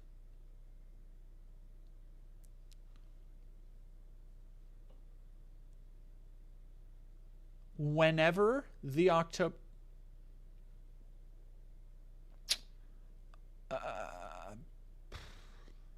who's to say? Who can remember such a day? Who knows when it happened? Had me shaken up, and so I kind of feel like that right now, because I just can't help but feel like we're entering the end times at some capacity. Like, obviously there's still certain things that have to happen, but I just feel... Okay, first off, two things. One, I need people to remember there were people in the chat saying there's no way she's actually this detached from reality. I clicked on a random video. I went to her page, clicked on a random video, just chose one I thought looked like crazy. Random video. Not even about anything. And within the first minute 34, she's talking about end times. Like, within the next decade or something like that, we could be seeing the Antichrist, and I don't know, maybe not, but I'm just stressed. And I took a nap because taking naps is what I do when I'm stressed. Also, does my camera work well, or is it fuzzy? It looks like it's fine for me. Truth Seeker, Hi, Truth Seeker. God bless you too. Great to see you here. Yeah, last week I had to use my my Brio webcam, so I'm hoping that I can just get away with using my. Okay, so it is working good. Good. Yeah, so speaking of that, all that end time stuff, I did want to play a video.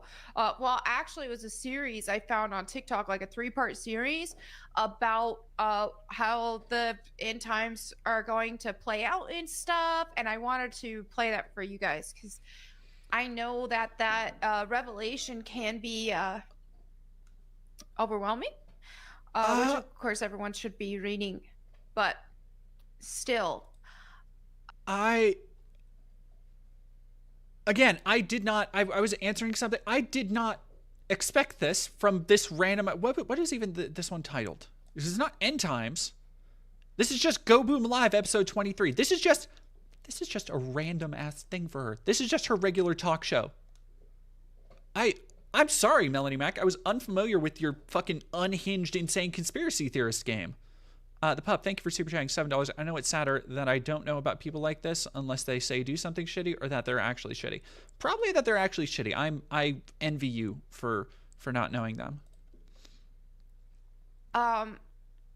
Okay.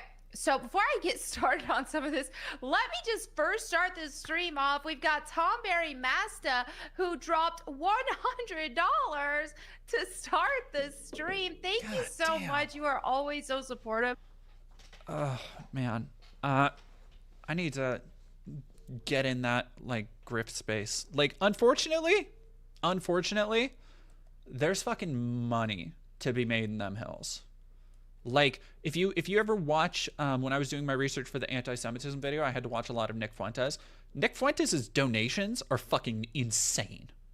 He'll make like $700-800 a stream in $100 donations. Like, rich people are fucking fascists, unsurprisingly. Every time my stream starts, I see they're waiting a super chat from Tom Barry Masta. And here it is. Says nothing, just drops the hundo. Thank you so much. You are always so supportive, and I appreciate you. Speaking of super supportive, Andrew always is as well with the 50. Wishing you a blessed stream, Melanie. Okay, do we want to? I'm gonna pick this up a little bit because this is fucking like, look, I don't consider myself to be overly charismatic, but Jesus fuck. Let's skip ahead a little bit. It's just her talk. All right, who are we looking at here? All right, let's go.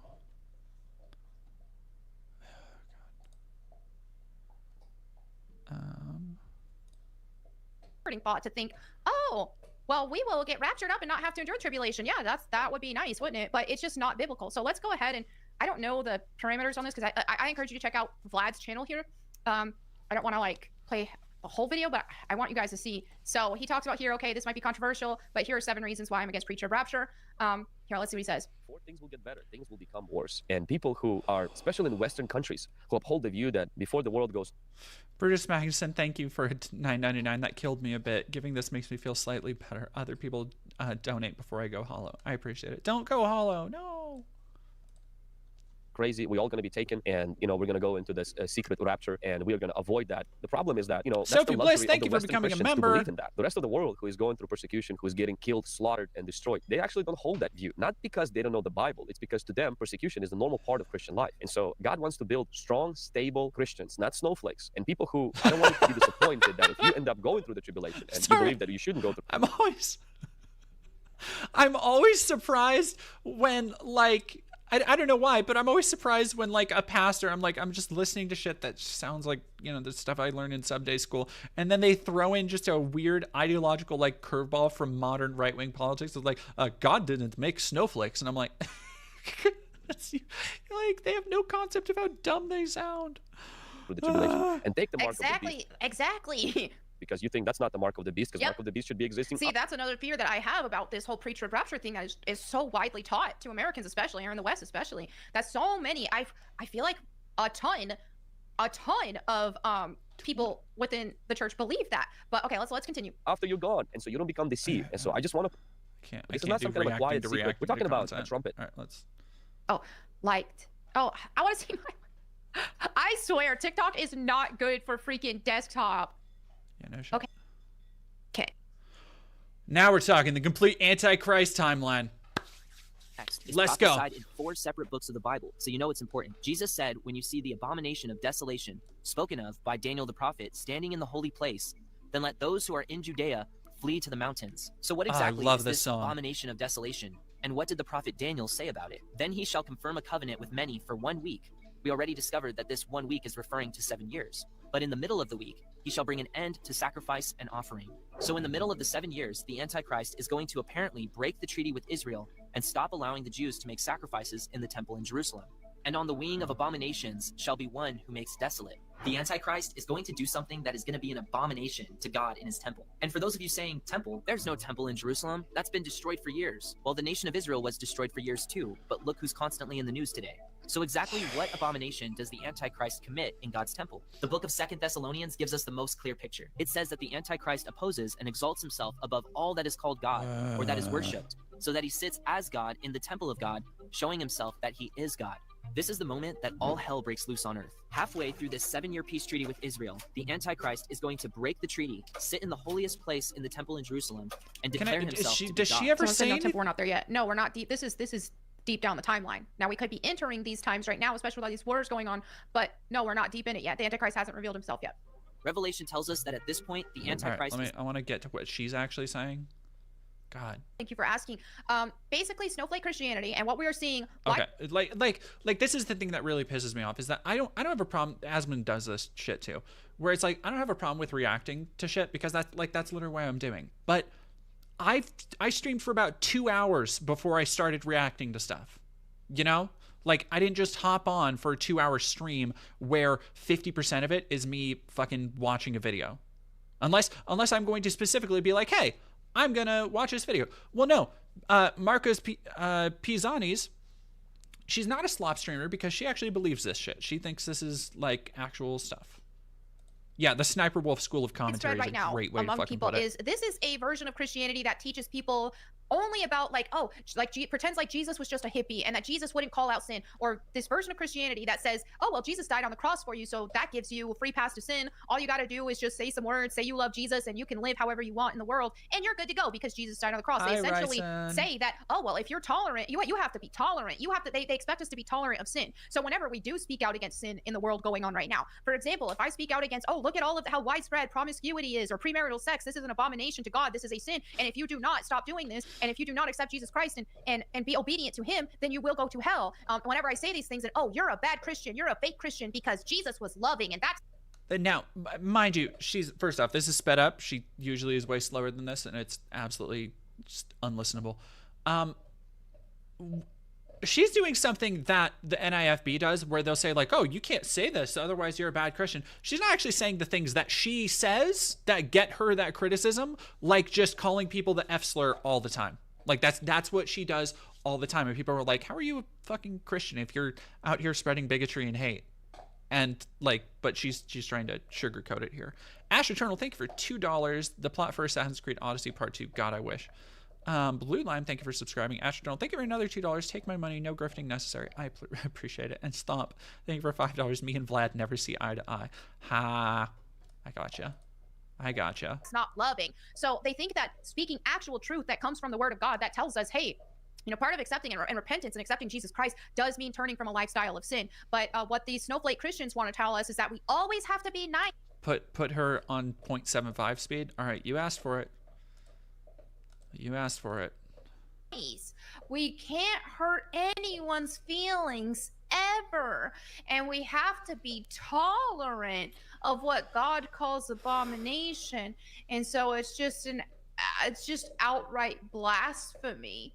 And I kind of hate it. So obviously I hate it. We should love and hope for people who are living lifestyles of sin to find Jesus and to turn from that. But yeah, Jesus Christ didn't die on the cross so everyone could live a lifestyle of sin and still go to heaven. That is very anti-biblical. I mean, Jesus was very clear in saying that narrow is the path and most will not find it. So most people will not. Yeah, that's fucking right. All right, she's just droning. All right, let's talk about. I want to hear your end time shit. Get into the conspiracy stuff. Accurate. If you want 100% accuracy, you read the Bible. But I think that was a really good TLDR.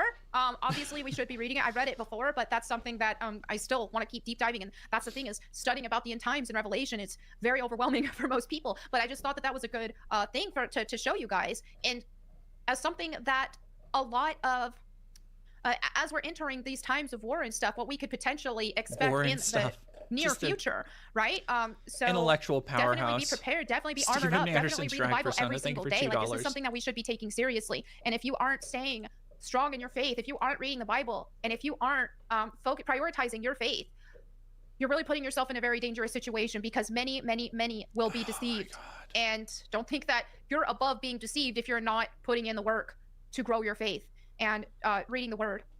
So it's so important. And right now, I know that we're entering scary times and stuff with all this war stuff going on right now, but just put your faith in Jesus, and then we'll have nothing to be afraid of. Because let's look at, I mean, let's say that these end times and all that.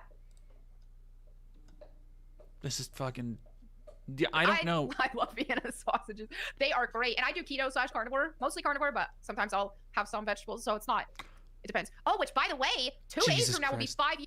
Jesus Christ. Jesus. Sometimes I have some vegetables. Is like, just skipping to that is one of the things that just, it makes so much sense. It makes so much sense. It makes so much sense when you actually hear it. Yeah, no, she eats all meat. We talked about this. This is why she went to hospital for dehydration. This is because she just basically eats all protein. And I guess she hasn't changed that at all since being hospitalized. Carnivore, but I just say carnivore keto because here and there I'll have vegetables. I've had like cheat days once in a while, but not on like a consistent basis. But yeah, I mean, I always regret when I have cheat days.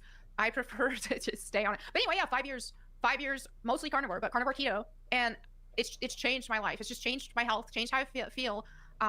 Jesus Christ. These past couple days, I'm seeing more people accepting awards, not even just some male artists, and every single one of them on these clips are like, by the way, I really want to thank Beyonce. They act nervous, first of all, and they're like, Beyonce, you're amazing, you're such an incredible artist, and they always thank Beyonce. It's almost like they're scared of Beyonce, and they're scared to get a certain amount of famous because without thanking Beyonce, because they don't want to get Aaliyah or Left Eyed or Michael Jackson, right? So that's the theory here. And also, this is where it really gets crazy, is when we look back at when Kanye West hijacked Taylor Swift's award speech to talk about, here we go. She was accepting her award speech, and he's like, I'm gonna let you finish, but first I want to say Beyonce had the best music video of all time, or whatever it was.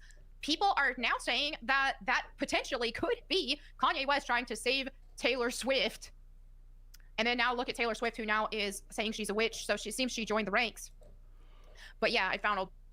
Oh, hell yeah, let's go. Let's go. Now we're getting into deep state cabal, deep shit.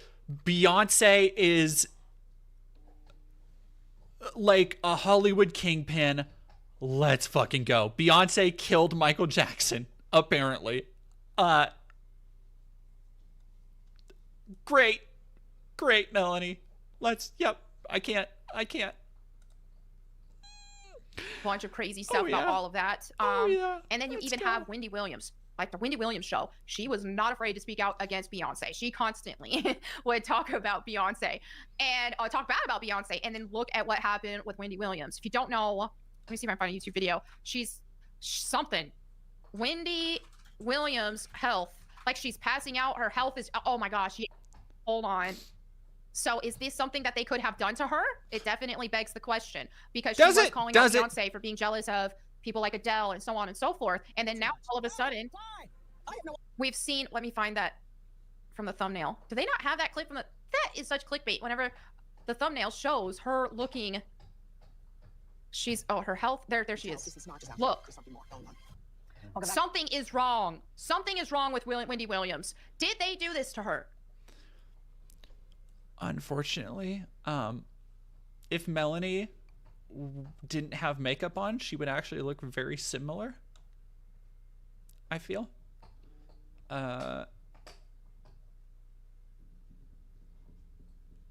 Like obviously not in skin tone, but like Do people get old? People get sick. Like, I don't... She's a witch? What the fuck are you... What? All right, let me... All right, here we got some... I want some good shit. I want some crazy shit. Like, let's go.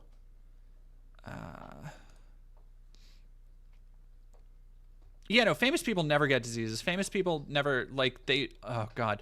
They're making Halo gay. Let's go. Let's go. Let's go. Let's go. Let's go. Okay, they're making Halo gay, or... Yeah, let's go Halo gay.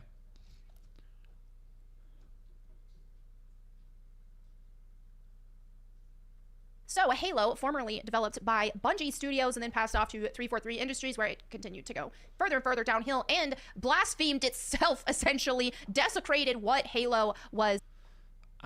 How the fuck? Blasphemed itself?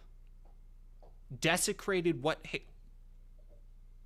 I don't think you know what those words mean, honey. Just because they're in the Bible doesn't mean you get to use them.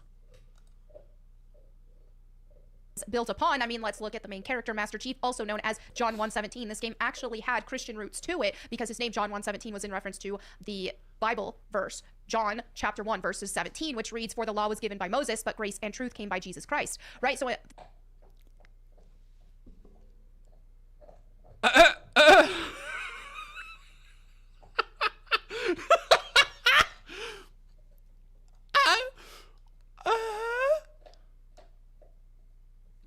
Halo is the divine inspired word of God. Okay, now the thing she said about blasphemed makes sense, is that she apparently thinks Halo is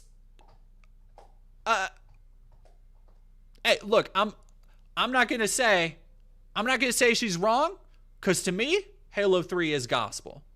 Like, that's the truth right there. So she might be onto something. I don't think God himself could make a better Halo than Halo 3. HC, thank you for $2, Galo. That's fucking crazy. That is such a wild way to start. Like, how do people take her seriously? How do people take her I can't. there's already that foundation. Well, then 343 Industries got a hold of Halo, and as we all know, things just didn't go well as they continued with the franchise. And, you know, even so much as to... My favorite part, none of these grifters ever, they just like go by the shit that they've heard on Twitter, because I'm willing to bet she probably didn't even play Infinite or 5 or Halo Wars 2 or 4. Like, if she did, she probably played through the campaign once. She probably didn't play Spartan Ops, probably didn't do a lot of multiplayer, because she's not talking in specifics. The Quartering does this too, where it's just like these vague things of like, oh, as we all know, the has gone downhill since 343 took over, and it's just been more DEI and woke. Like it's just, they just drone on about it instead of giving concrete examples, or more importantly, actual fucking opinions. Because the one thing these people don't actually have is an opinion on a game that is out of line with what they perceive their audience might want to hear.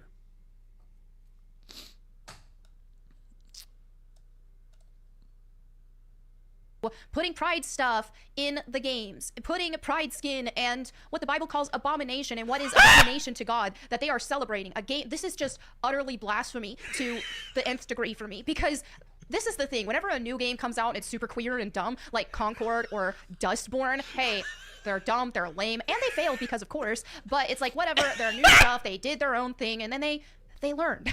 They learned that people don't want to see that. But whenever you take something that does have Christian roots, and then you... Okay, so just like, I want to pause there for a second. I'm getting like lightheaded, oh my god. So at the same time, Halo is continuing to innovate and make new games, but then other games come out and they fail because they have queer stuff in it. But Halo hasn't failed, and they're so like, again, you can't really circle these squares, buddy. But she's calling pride skins in Halo a science fiction first-person shooter. She is calling pride skins on John Halo on Spartans an abomination unto God. Hey, you know what was an abomination unto God? I'll tell you that Halo 5 card system. Now, you want to talk about an abomination unto God? I'll get on board with that, sister. You're so fucking stupid. make it gay like this.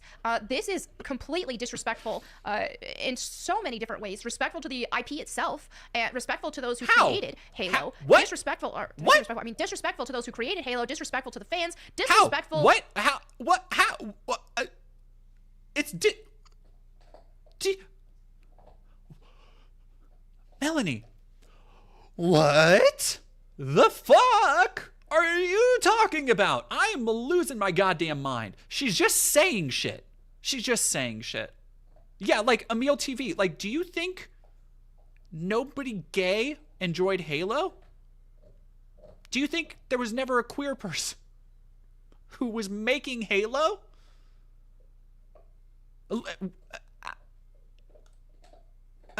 To even God in this situation, because this game did have its Christian roots. Well, now, as Smash JT shares here, Halo series developer 343 Industries has been renamed Halo Studios. And he goes, what could possibly go wrong? So 343 Industries, yeah, they're like, hey, I guess Halo is just, they want to rebrand for Halo in general. Now, Halo, obviously, you're talking massive IP, huge, massive fan base has been amassed from the Halo games. And Halo was really, like, the best of the best, especially when it came to FPS games. You know, Xbox is... Again, I need to point out, she's just passed, I believe 10 minutes is the marker for getting wider ads. 42K views. This did pretty good, okay for her channel, which is like 42K on a 200K channel is fucking crazy. But that's not good work, honey. But like, if you're gonna like have something to say, I just have something to fucking say. Exactly. Iodine and Borderline. It's just like she's just fucking rambling. Like, and it's this shit that goes nowhere because she doesn't actually have an opinion on this stuff. She's just trying to trade on outrage, and she's just like, well, and like it's like a Wikipedia summary to piss people off. Ugh. 8 minutes. 8 minutes. Well, it really kind of put Xbox on the map if you're really looking at it like that. Especially like first 3 Halo games, Halo Reach even was good. The bad guys call their enemies heretics. Arg. Brutus Magnuson, thank you for $1.99. I don't know if that arg is supposed to be like your frustration or like the elites. Work. Kill the heretic. Was it? Yeah, he goes. All I can think of is when the elites do their little dance when you get when you stick them with a grenade, they just go. So good. Oh God, I'm gonna fucking play some Halo. But then things did start going downhill. It's been a minute since I played Halo. Here. You got this gay stuff, and you got Melissa Boone here. She, her. She puts her pronouns there. Apparently she. Okay, so she's a cis woman. Who gives a fuck? Work. She's chief of staff at 343, also now known as Halo Industries.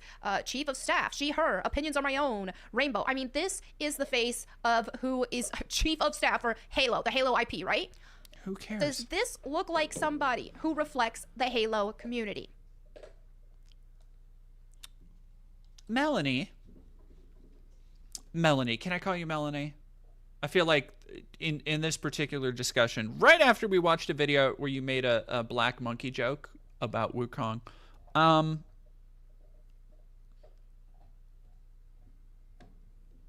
kind of want to just call her Melanin at this point. But okay, Melanie, honey, sweetie, baby girl.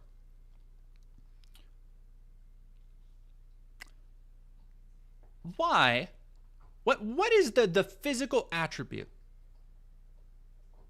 that would make you say, does this look like somebody who represents the Halo fan base? Why did you choose those words? No, notably, she is not attacking or looking up her history, the work she's actually done, Melissa has. Not looking up the job history, other companies she's worked for, other things she's been responsible for, other projects she's headed up. She is literally just looking at a picture of a black woman and going, does this represent Halo?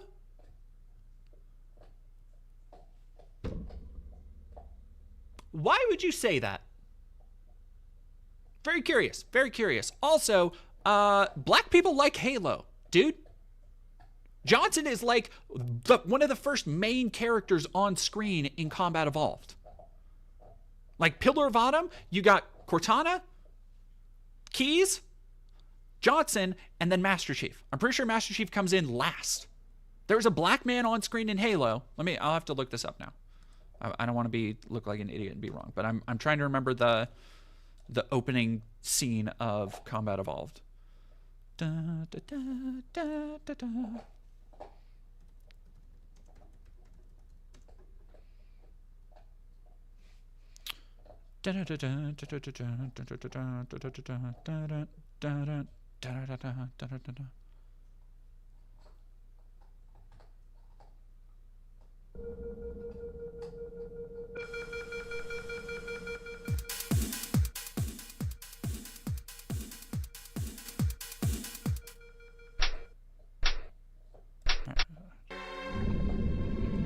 All right, so opening of the game. Here we go.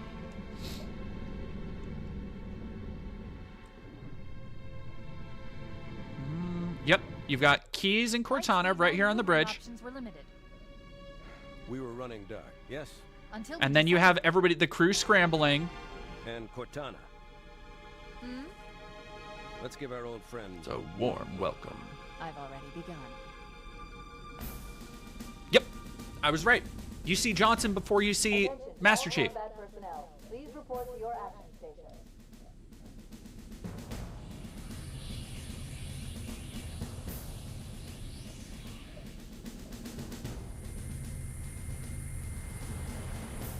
Platoon, secure airlocks on deck 11. 14th platoon, rendezvous with 22nd Tactical at Bulkhead Charlie 14.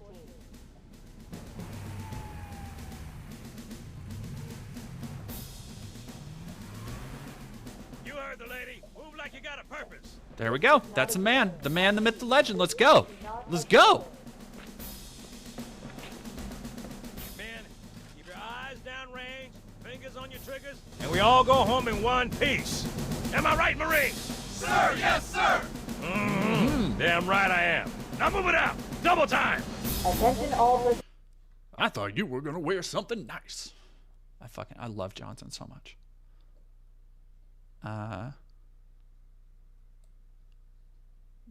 Yeah, like why would you say literally the third named character in the Halo franchise? Keyes, Cortana, Johnson. On screen.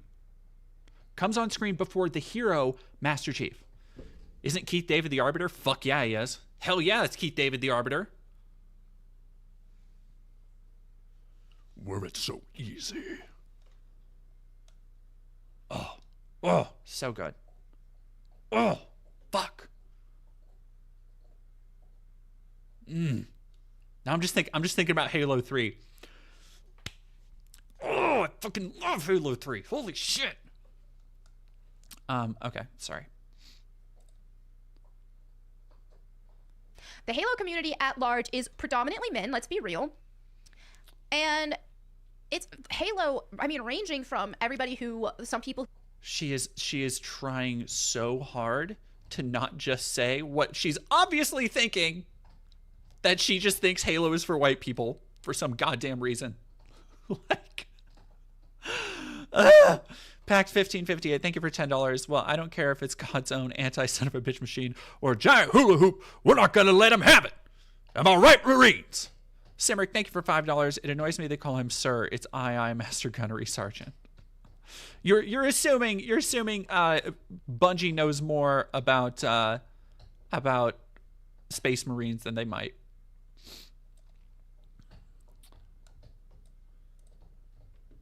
Who played it because they love the story. Some people played it because, hey, the co-op was really fun to play with a friend or loved one. Or then you have the competitive scene, which was massive in Halo. So that's the thing is Halo has such a hardcore fan base. And obviously, there are some outliers. There are some people who look different or don't fit the mold of who's a fan of stuff. You know, let's look at Gears of... Again, look different?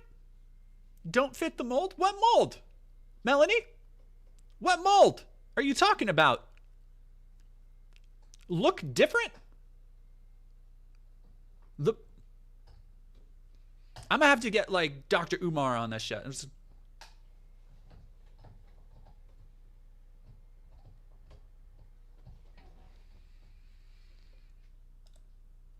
War, for example, there's a big female fan base, which you would not expect. Myself being one of them. I named my cat Coltrane like 15 years ago. So yeah, people wouldn't expect that I would be a Gears of War fan. So there are some outliers in situations like this. But I'm just gonna say, if I'm gonna put money on the Yakubian demon. I don't think that this is somebody who is a hardcore Halo fan. And when you have somebody who is leading the studio and leading the charge on such a popular IP, here's one thing. If you're creating something new and you are inserting your vision because you are creating something brand new, then yeah, you can really have pretty much anybody on there that will, if their expertise is and creativity is relating to whatever that project is. But when you are picking up from a long-lasting IP that has amassed such a huge, massive fan base, then you want whoever's leading the charge on that to reflect the fan base. You want them to actually be passionate about it and to be a fan themselves, because then you're going to have a product that the fans will like. And in this case, I just highly doubt that's the scenario. What we seem to have here is somebody who cares more about inserting their abomination and perversion into the game and being outright blasphemous into the game. They care more about that because that's their identity. Like, again, like she has given no proof of this. She is just purely speculating. This is... Oh, this is so good. This is so good. This is so good. Entity or whatever. That's their personality. And it is just, it sickens me to my stomach to see this. As somebody who's a big fan of something that was long, an ongoing thing. I mean, Halo, what the fuck are you just... What? Oh! Words are not everybody's specialty. I understand that. But, like, just... As somebody who's a big fan of ongoing thing, like, goddamn girl, goddamn, perversion while being a literal butter eater. Oh, so true, so true. I really, really played a ton of Halo 3 with the PMS clan. We had a blast, so I do love Halo, but not to the degree of something like Tomb Raider, for example. So, okay. I'm sorry. She just talked about having a clan of female players in Halo 3, 2007, around roundabouts. So not only is she in the same video, within minutes of her saying that women are not a core demographic, women don't represent the Halo fan base, she talks about having a clan of women.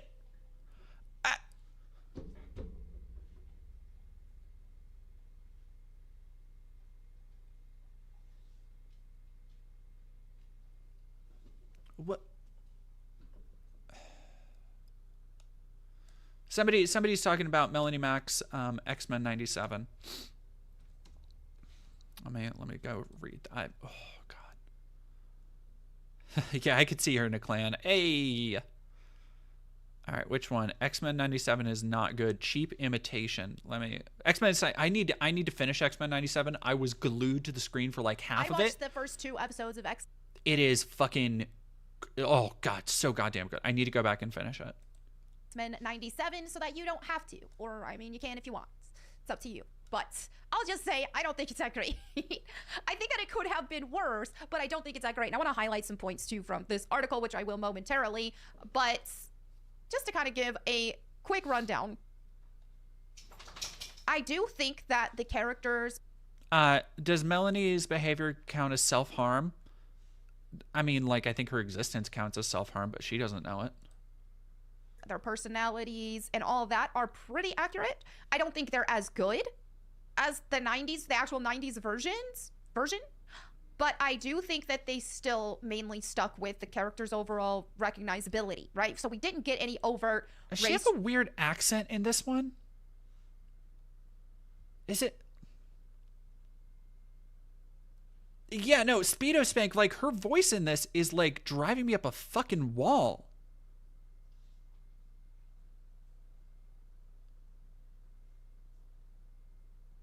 Like, I have it sped up because I'm not going to listen to her at 1 speed, but, like, it sounds like... gender swaps, or anything like that. Not yet, at least. It's not too late. I mean, despite Morph being called non-binary in some of the interviews or whatever, and by the way, Morph is a total if you didn't catch what I said. Jesus Christ. Like, honey, Your makeup is not good enough for you to be saying that as wildly as you say it. I know you don't have anybody in your life who gave you the pass for that one. That he's fruity. So again, this isn't necessarily super overt, but in his voice it's just super effeminate sounding, and he does try to spend some one-on-one time with Wolverine. I do anticipate that getting pretty gay. So I will say that, which is Wolverine gay? I'm shocked. Shocked, I say. My non-binary shapeshifter queer? Darling. Nar. stupid, but there definitely are some woke undertones. Let's not pretend there aren't. Undertone. On episode 2 especially, they lay it on pretty thick. Now, in the first episode, Hello, not dog. as much, Hello. but on the second one, certainly. I will say, too, that this cartoon as a whole, even the woke elements aside, it lacks the heart. I just don't think that modern writers are as good as older writers used to be. They're just not. A lot of the stuff that we see just doesn't have the same heart to it. And I think because it's just more vapid, if you will. And that's what it really feels like here. Not to mention the animation looks like it's made with Flash or something. It lacks the soul of the 90s cartoon of X-Men. Dude, I literally cannot disagree. Hello, pup. Hello, pup. I know I'm not giving you all the attention right now because I'm working. I love you. Hello, Pooch. Yes. Okay, pup. Okay, little baby dog. Yes. I know. Sit.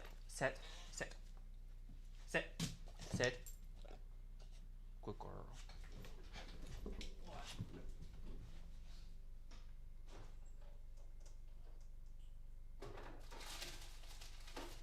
Enjoy this. Okay.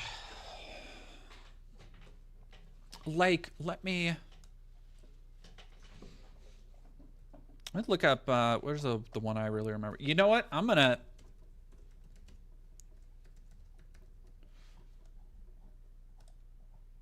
The Magneto speech?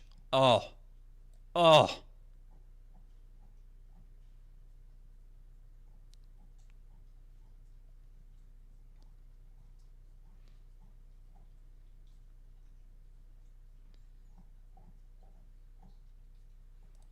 Goes so dummy hard. Holy shit.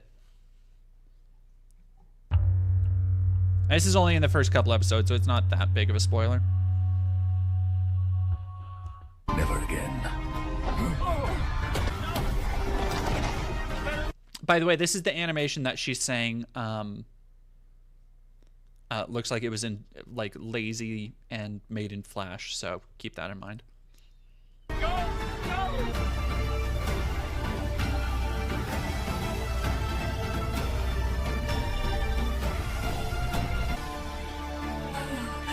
Why is this? It's all cut up and shit. I don't want it.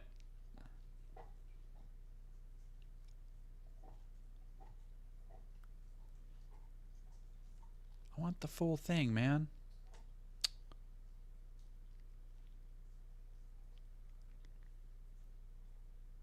All right, here we go.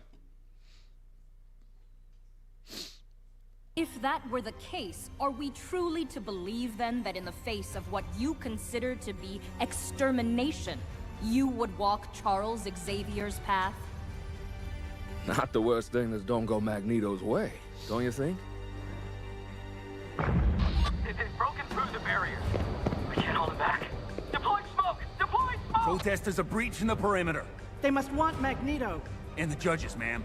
What in the blazes did we do? You gave a monster a trial. Now you are traitors to your kind. Oh, to play by the rules, and still they come for you. Storm, watch Magneto and the judges. The rest of us will back up the guards in the lobby. Our goal is de-escalation. Jean's in labor. Morph's here, but they're losing the line. Rogue, fly Cyclops to Jean immediately. Magneto and I will protect the judges. Be careful, Storm. It's still Magneto. Circumstances do not offer us a choice.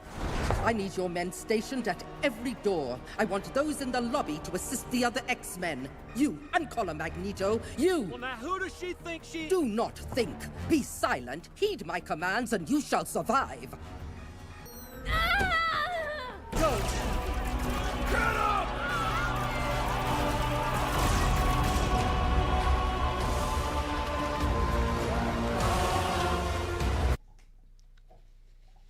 No, this scene is so fucking. Sorry, I'm just gonna play the whole thing at this point because it's so fucking good.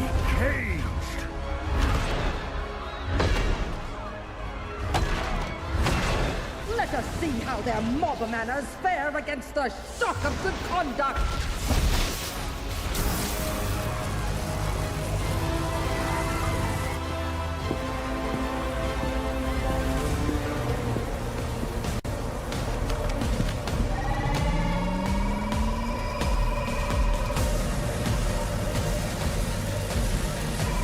Magneto!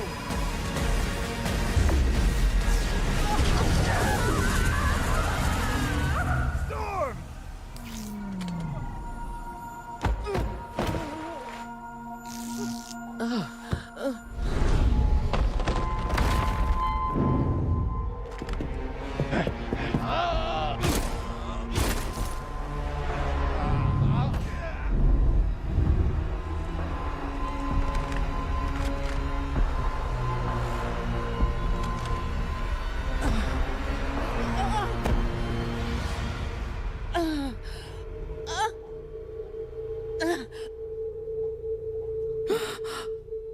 The breeze is gone. I cannot feel it. Nor the moisture, nor the air. What has he done to me? Flash animation, by the way, doesn't get the spirit of the original. Magneto, this was not what we wanted. Lies. This is your dream. My kind splayed before you, powerless and afraid. All the X-Men have done is use their awesome power to protect a world that hates and fears them. Behold their reward. What must we do to be good enough? Is this the High Road's destination? If so, I say as I have too many times before, never again. Let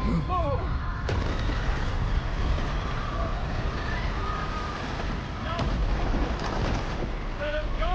Go! Oh dear.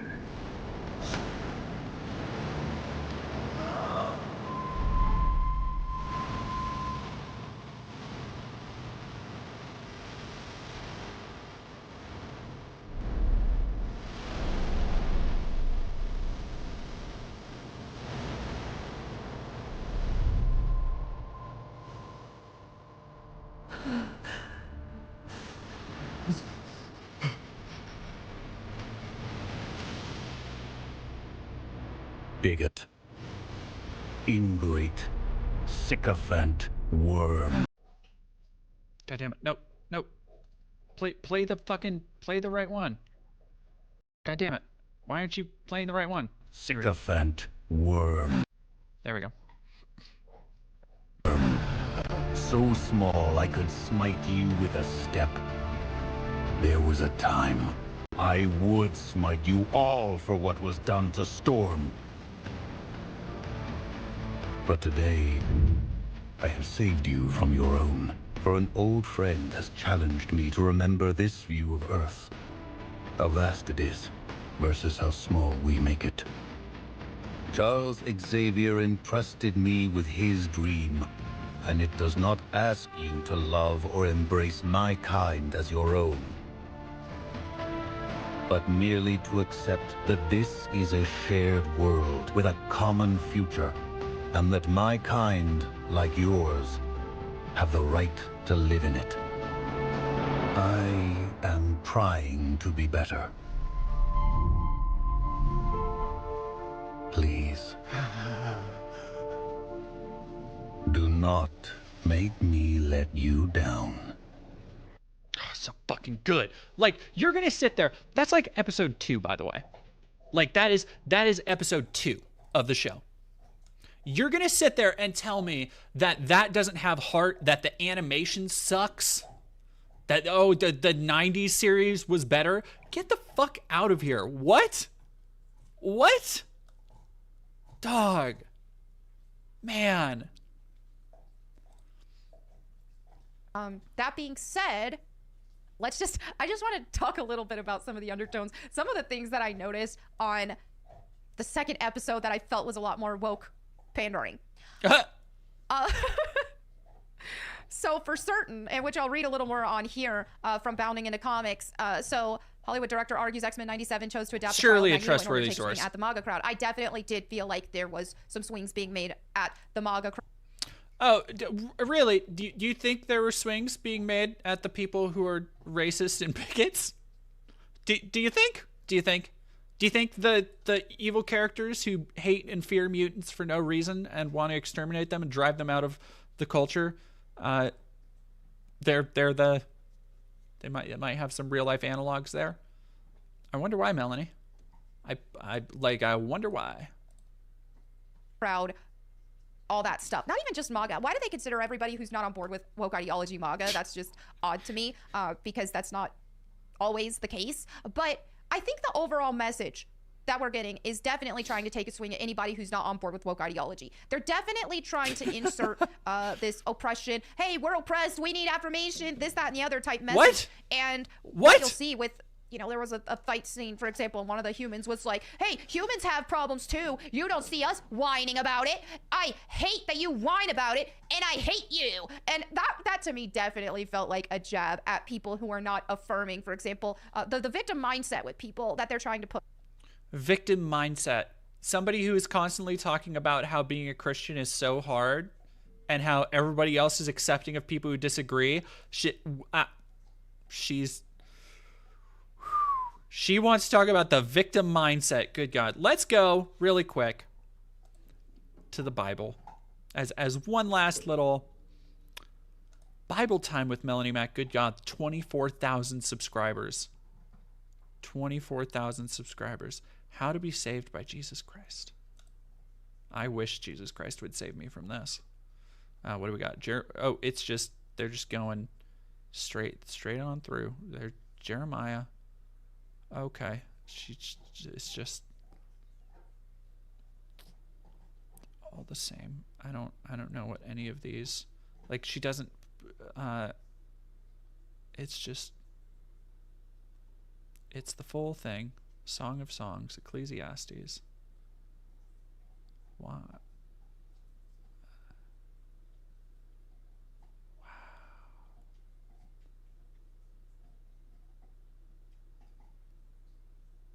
The butter? Where's the butter? Oh no, the butter in the background. Yep, nope. She has Lara Croft leaning on a giant stick of butter. That is just, yeah, no, she's just reading straight through with a discerning lack of swag.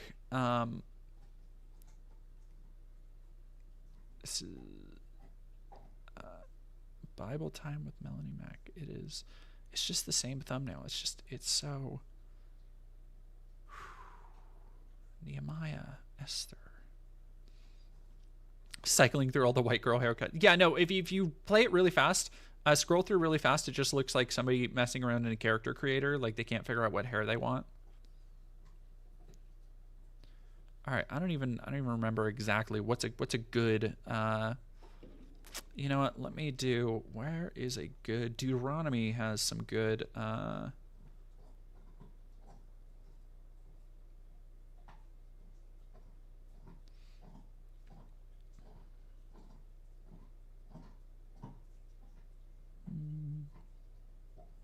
nope, that's not what I wanted.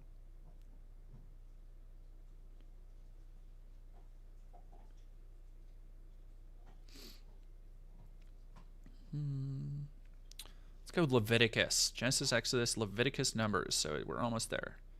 Genesis, Exodus, Leviticus, Numbers, Deuteronomy, Joshua, Judges, Ruth. First and Second Kings, First and Second Samuel.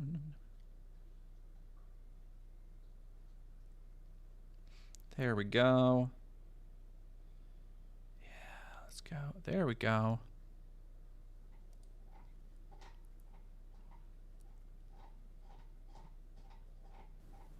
Leviticus 16. The Lord spoke to Moses after the death of Aaron's 2 sons, who died after they entered the Lord's presence and burned the wrong kind of fire before him. The Lord said to... I'm sorry. After the droning, like... and this thing is super woke and bad because black people and gay people and it's pervert. Like, after that shit... Bible ASMR, bitch? With background music? You bring the effort out for this shit.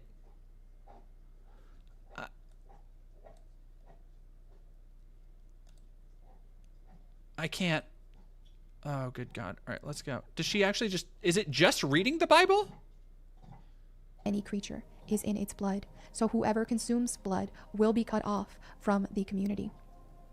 And if any native-born Israelite or foreigners refuse to execute them, I myself will turn against them and their families and will cut them off from the community.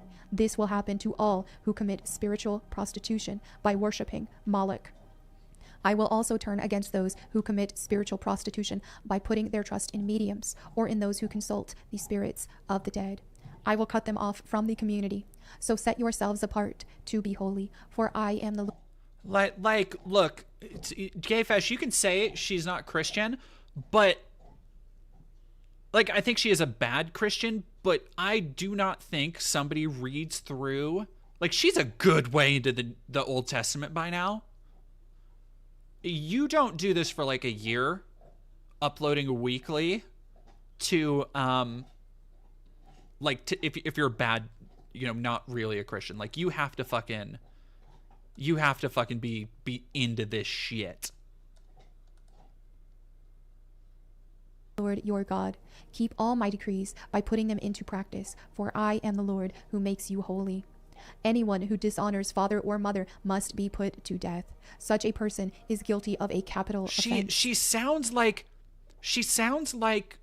me when I'm doing a fake reading of something bad. Like, her cadence and the direction of the reading is so odd. Like, the way that she will, like, the intonation when she ends on a sentence, that's crazy. It's what's the word I'm looking for? It's surreal. Like, it's uncanny. There's a like a Lynchian quality to it that it drives me crazy. If a man commits adultery with his neighbor's wife, both the man and the woman who have committed adultery must be put to death. If a man violates his father by having sex with one of his father's wives, both the man and the woman must be put to death, for they are guilty of a capital offense. If a man has sex with his daughter-in-law, both must be put to death. They have committed a perverse act and are guilty of a capital offense. It's like, watching this puts into such stark reality how twisted and weird this brand of modern evangelical is, because they just, like, unironically accept all of this as completely true, but like this is weird. This is weird behavior. I'm sorry. It's fucking weird. Like, not all Christians are this weird. This is not a normal way to be a Christian. Like, you are over this bizarre, like, ethereal music, just calmly reading about people being put to death. This is fucking weird, dude. Drink your butter, stay hydrolyzed. If a man practices homosexuality, having sex with another man as with a woman, both men have committed a detestable act. They must both be put to death. New Living Testament, NLT. The word homosexuality does not occur.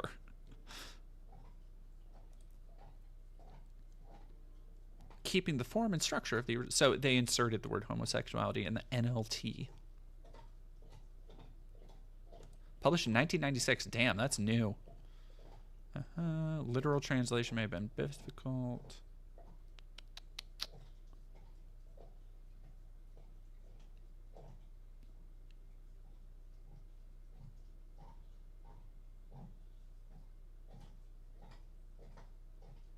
Oh, see, that's like I'm not going to be a biblical literalist here, but like that's wild. They beat their breasts is translated to they went home in deep sorrow. Like, come on, dude. Come on. That's like, oh. Circulation. Does she read KJV? No, she reads NLT, whatever the fuck. And like, I'm just learning about NLT. Sorry, I didn't know. I wasn't turned on to NLT game. For they are guilty of a capital offense. If a man marries both a woman and her mother, he has committed a wicked act. The man and both women must be burned to death to wipe out such wickedness. I'm sorry, Sorting Hat on YouTube. Did you really? I'm sorry. Okay, hang on, y'all. Hang on, y'all. In the YouTube chat. Everybody shut the fuck up, whatever you're talking about. Sorting Hat, I need to know, please God tell me, did you see a trans person with J.K. Rowling in the topic headline streaming and decided to come here and be weird about it? Did you? Your fucking name.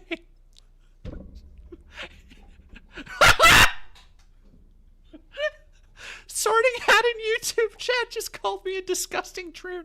Let me see. Sorting Hat, can you run that up again? Can you post that again?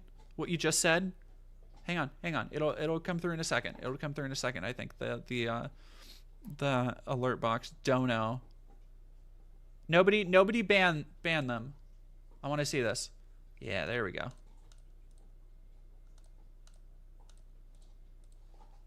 There we are.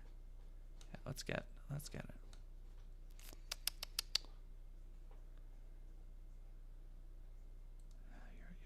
You'll be there, Sorting Hat. It's okay, Sorting Hat. I appreciate it. Mail. Sorting Hat, do I disgust you? Do I make you angry? Your name is Sorting Hat. You're named after a random MacGuffin in a children's book. Sorting Hat, what else do you got for me? Come on. That can't be the best you can do. That can't be the best you can do. Mail. Sorting Hat. Do I make you angry? Do you want to kiss me? I know you can do better than that.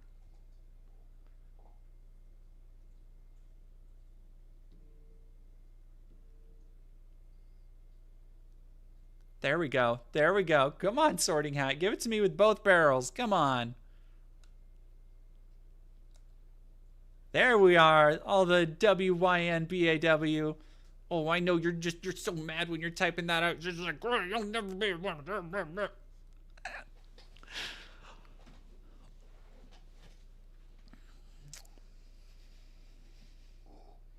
So what's your background? What's your origin story here, Sorting Hat? Like, did you have a boyfriend who left you for a trans woman, or what's up?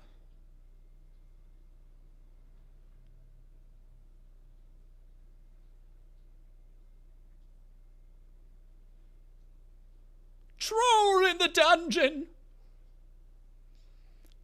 Alexa Blackheart, we have Sorting Hat is here to entertain us for the evening. See, I thought I was the one putting on the show, but Sorting Hat decided to come in and show me how it's done. Sorting Hat, take your meds. Actually, I do have my estrogen right here, because I leave it on my desk so that when I walk by every day I can take it. So I've only had 2 today. I think I deserve a little treat. Have a little estrogen. Thank you for the reminder, Sorting Hat. Thank you for the reminder to take my estrogen. You're so thoughtful.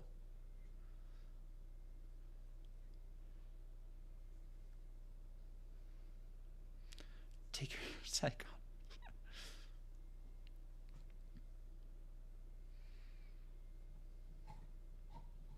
Jen, thank you. See, you forgot to take your estrogen too.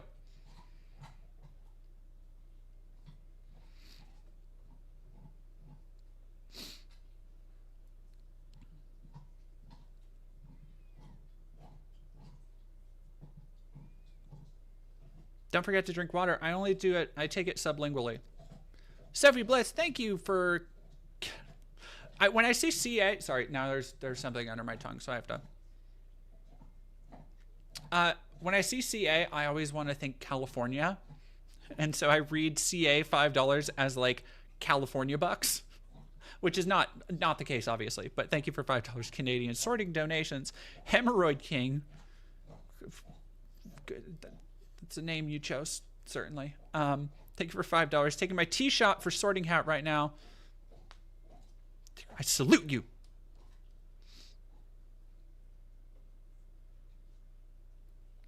Sophatia of Hyrule Sorting Hat, you're giving Harry Potter fans a bad name. Sophatia, I've got bad news. I've got bad news and worse news about Harry Potter fans and who's giving them bad names.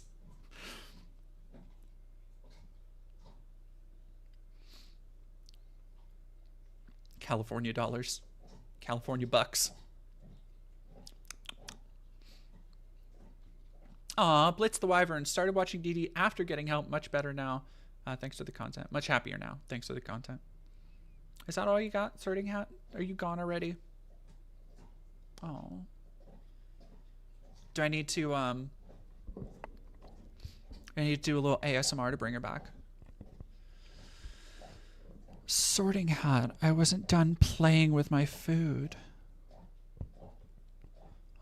Oh, Sorting Hat. Where did you go? This troon is legit insane. You want to get nuts? Let's get nuts.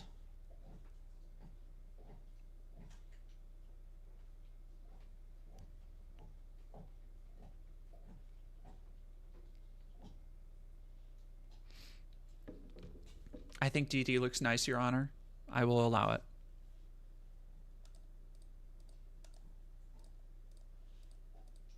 There we go. Cut that down a little bit. There we go. What else we got? This troon is legit insane. You're adorable. This is legit hilarious. You know what? Sorting Hat, it's good to be able to laugh with the people laughing at you. It's good to be able to do that. Do you think, by the way, that it's normal behavior to go into to see your idol Cowling, Jowling, Rowling, to see Joanne being prostrated on the internet for being a big old dum-dum, and to go into their chat of somebody you don't know because you see they're trans, and you automatically assume that they're a trans woman, which I'm not. I've never claimed to be. You think that's normal behavior, Sorting Hat? Which, by the way, that's why us wokies and leftards, that's why we ask pronouns, so you don't look like a big dum-dum when you just assume I'm trying to be a woman.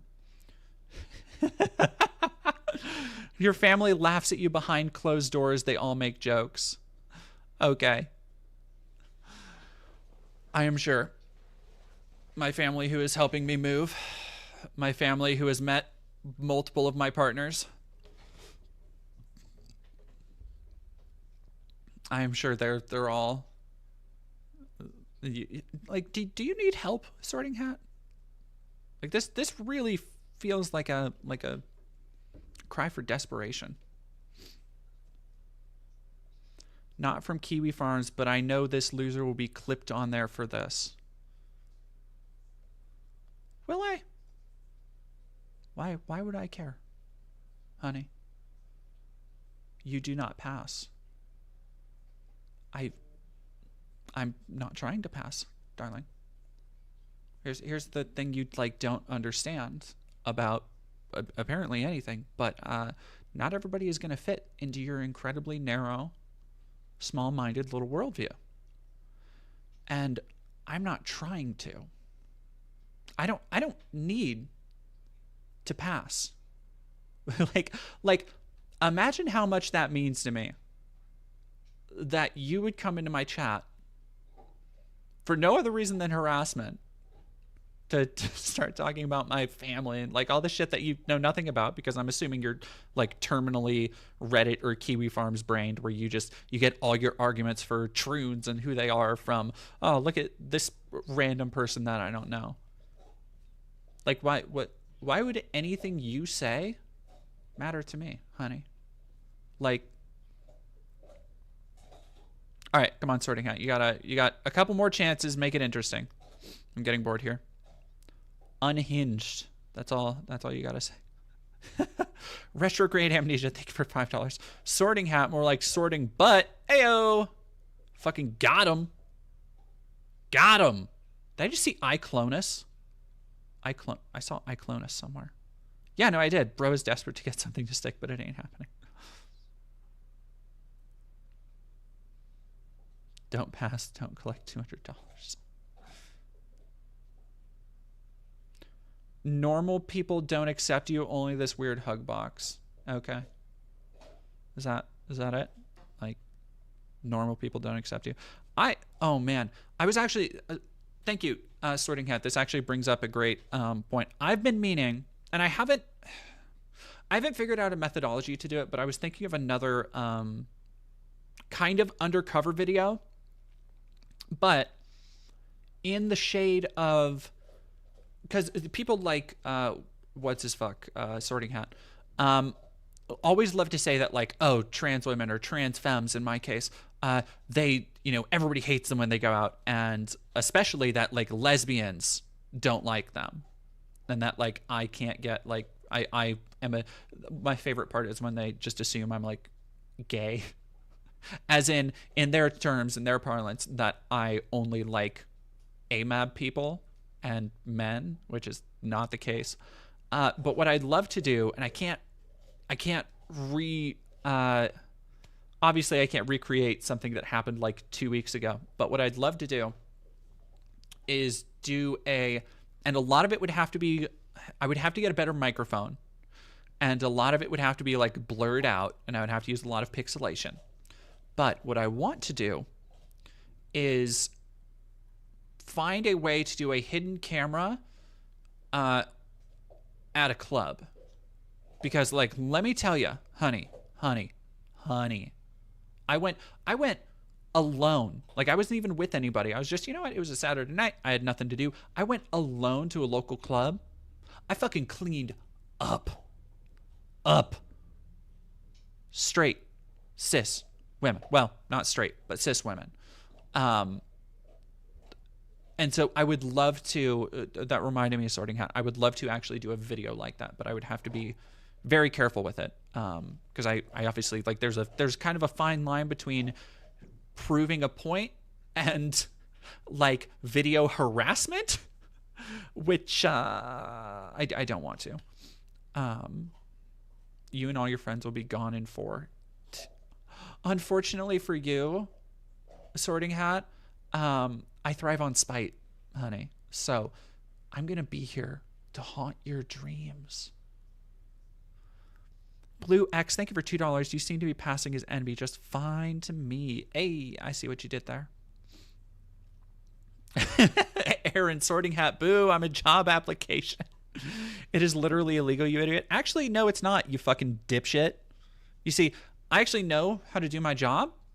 And in America, in especially Washington State, there is not an expectation of privacy in public venues, which means you can record without other people's knowledge. Like, you should look up things before you talk about them. See, I had to, because I actually do it for a job. But all right, Sorting Hat, come on, say something interesting. Dance for me, monkey.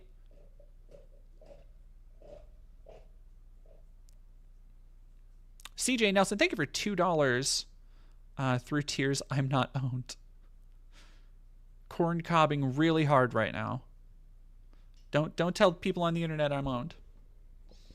Boo, I'm a patch of grass. It's getting late. I guess it's not actually that late. I started kind of early, didn't I? Yeah, I usually go Usually go around 6, but we're already in hour 3. Time flies when you're having fun. Low IQ is an issue with these types. Like fucking, you would know, buddy. Low IQ. Low IQ tells me everything. Like, just using that term tells me everything I need to know about you, dude. Like, low IQ. Keep going through. This is legit hilarious. A live meltdown over chat. That's what's happening. Yep. I'm definitely not owned. You say. No wonder your brain is so messed up. Uh-huh. Please. You know what? I hope somebody actually clips this, because it would be even funnier, I'm sure, watching it back. You just like shriveling and being no, I'm not owned. Maidenless behavior for real. Punk Metal Tau, thank you for $5. Spending my California bucks to say you're in my dreams, but you don't haunt them. Aww. Gay. All right, you got 2 more chances before I go back to whatever. What were we watching before? We were watching Melanie Mac shit. I don't really want to do that either. I don't even. Wow, this is a real rock and a hard space. Chillest meltdown I've ever witnessed. I'm like, there's a lot of it takes a lot to get me like tilted. Y'all probably have noticed I go through some dark shit. Sorting Hat, legit, your situation in life is so sad. Just another lolcow, but sewer slide is almost guarantee with Troons. Lolcow. Okay. My situation in life is so sad. What situation is that, Sorting Hat? Out of curiosity. Because I'm sure you don't know this, but I just bought a house. Like, I'm closing on a house because of what I do and the work I do. So I don't know. What's going on in your life, buddy? I'm doing okay. I'm chilling. Next week, hey, you know what? You should come by and you should be my little clown for my charity stream next week, and we can just like honk your nose, and you'll be such a great, like, what's the word I'm looking for? You'll be such a great reprieve from like the doldrums of sitting for 24 hours raising money for people. I mean, what are you doing? You whatever you're doing sounds cool too. Just like pestering people on the internet. Like that sounds neat. Do you think owning a house is not a flex? What are you saying, bro? Can we keep him as a pet? Yes. I don't know. I'm sure there are other people on here who'd want to be. No, I'm not gonna say that. I'm not gonna say that. Mommy, can we keep it as a pet? Sorting Hat, male. You were wondering why people like were thinking you're AI. It's because you keep saying the same shit over and over.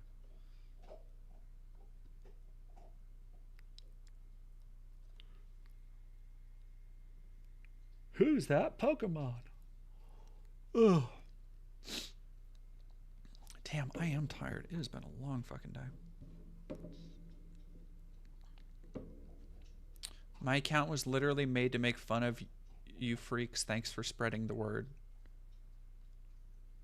Okay. I don't. Do you have an actual YouTube account? Like, are you trying to tell me you like make videos? Is that what you're saying? Let's go. Sorting Hat. Let's look you up, bucko. Oh. No, it just comes up with fucking Harry Potter clips. Duh. The Sorting Hat.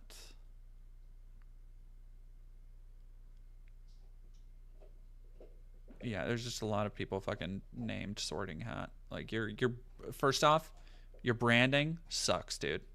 Like just off the top of the dome, branding game lackluster. See, like try if before it's like a band name, Sorting Hat. If you want to get your name out there, you want to be known for something, you gotta like Google it first, make sure the SEO is on the up and up, because otherwise, like let me give you a good example. Oh wait, no, There we go.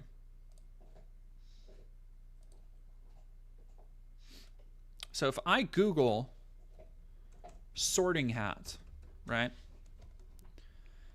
It's going to come up with a billion fucking Harry Potter things, right? Now, because I put like a little smidgen of thought into my branding, not much. I'll be real, not much. It was kind of off the cuff. But if I look up dead domain, just that, YouTube, Twitter, Reddit, people who've shared my stuff, Twitch, gender, Instagram, Jordan, Patreon, YouTube Wiki, pronouns, name, Discord, because I kind of have like a monopoly on that name now. So like just throwing it out there, you might want to consider rebranding just a skosh, just a little bit, It's your boy RD. That's a cute name. Thank you for following. Chuck Grape. Is that the descendant of Chuck Rock? This is a deep cut Genesis joke. Genesis, right? It's not Super Nintendo. Am I thinking of Joe and Mac? Old heads out there, let me know. Chuck Grape, thank you for $5. Thank you for taking my mind off the Royals losing tonight. Congrats on the house. Thank you. I appreciate it. Bro, I made this channel to shitpost in chat. How stupid are you? Bro, you literally just fucking said that you said thanks for spreading the word. Fucking what? Like, how stupid are you? So you made it just to shitpost in chat, but you also want people to spread the word? Like, what? Think before you speak.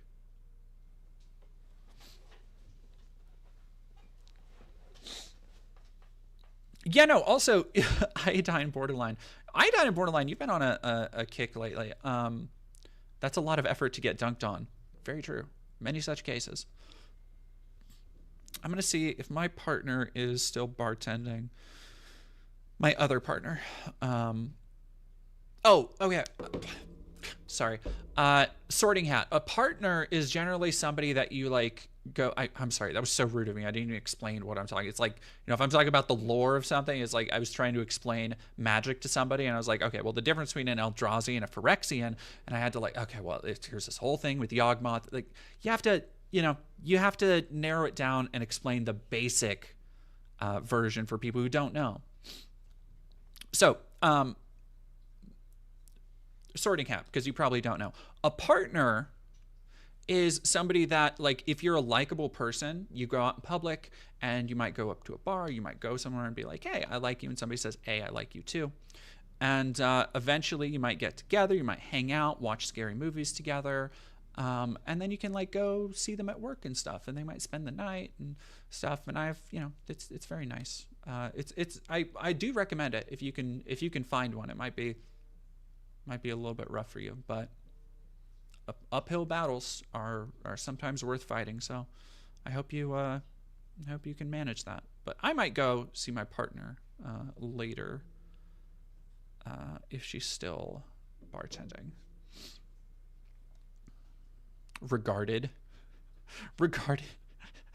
Did you say regarded in chat? Did you say regarded? You have 800 regarded fans in here, and I'm still winning. Wow. Uh-huh. Oh, that's so cute. Please, please.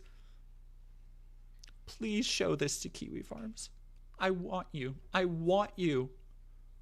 to show this to Kiwi Farms. I want you to go to the fucking nerds on Kiwi Farms and be like, look at, I did get owned. Look at all these 800 people making fun of me. I wasn't owned. Man, Jade Star Music, thank you for super chatting $2. Love your work in sorting hat. Drinks bum juice. Putting that bum juice over them bootios. Mentally regarded. Warm regards. Oh my God. That's so good. So good. TikTok brain zoomer. Maidenless behavior almost certainly. Dirt Jur. This is for you, sorting hat. All right, let me pull that. Nope.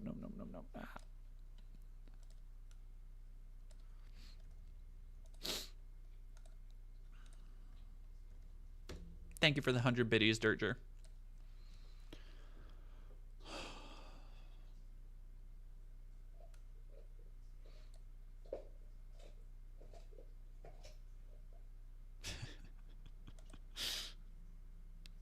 You don't have any friends. Nobody likes you.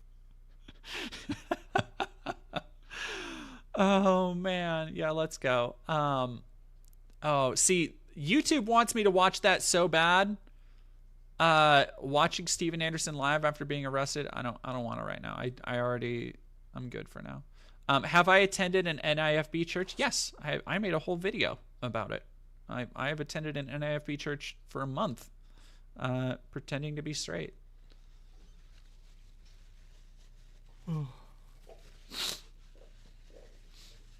Sewer slide. Okay, buddy. Sewer slide.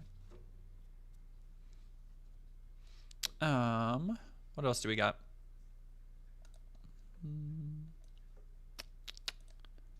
Yeah, Melanie Mac.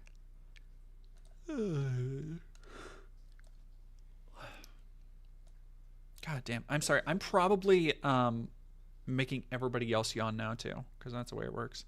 My second energy drink of the day is wearing off.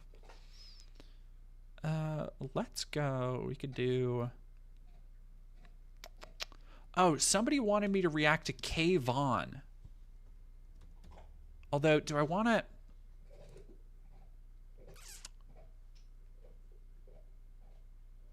Oh, boy. Oh, boy. Kay Vaughn comedy. Do we... Whoo. Somebody was like, hey, you should look up Kay Vaughn, and this is full special. Full special. That's 21 minutes. That's not a special. That's not a special. That's part of a special.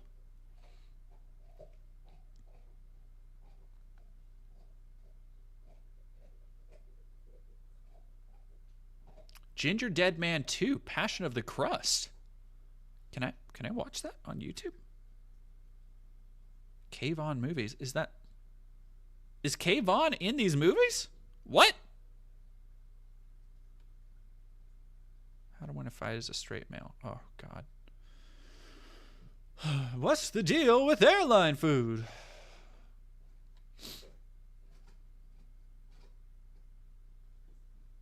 Your bait is weak, dude.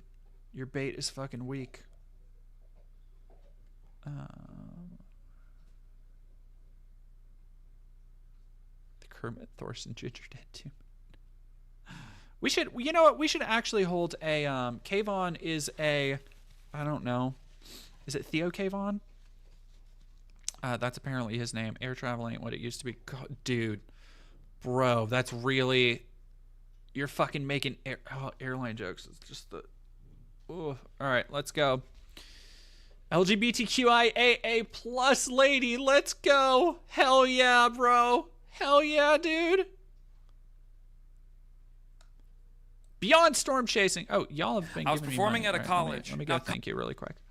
Kecker Dane, thank you for $10. As always, love your work and glad for the coverage of Essays Kids. Thanks for everything you do and doing so much good journalism. We need more people like you. I appreciate it. Thank you. Beyond Storm Chasing, thank you for $5. The SWPC issued their second severe space weather watch in 20 years. Only weather nerds and conspiracy cranks talking about this. Charge your phones. I am trying to not let the anxiety get to me. Like I'm really woosah, you know. Colleges are notoriously fun. At least they used to be. College kids used to party, right? Cruise ships used to be boring. Old people who are conservative, they're not gonna laugh. College kids used to, everything has changed. Now the cruise ship people are like, make me laugh, I'm ready, yeah! And college kids are like, I'm ready to protest, I just don't know why yet. Should we protest now or wait till later? Does he make a helicopter joke? I don't know. I hate his fucking attitude. Like, I've seen so many comedy acts like that with this level of talent too, coming into like open mics and shit. They're ready. They don't even know what to. They have the sign ready. They're just. What are we writing on this today? Chick-fil-A? Are we doing Chick-fil-A? Are we protesting Top Gun? What should we protest? We gotta protest something. They don't have fun. Did people protest Top Gun? I don't think anybody did. Anybody protest Top Gun? I don't remember. It's crazy, man. It's his crazy. shirt is So his here's what personality. You know, his shirt reminds you. Okay. So it's not, I'm not going to call it a good movie, but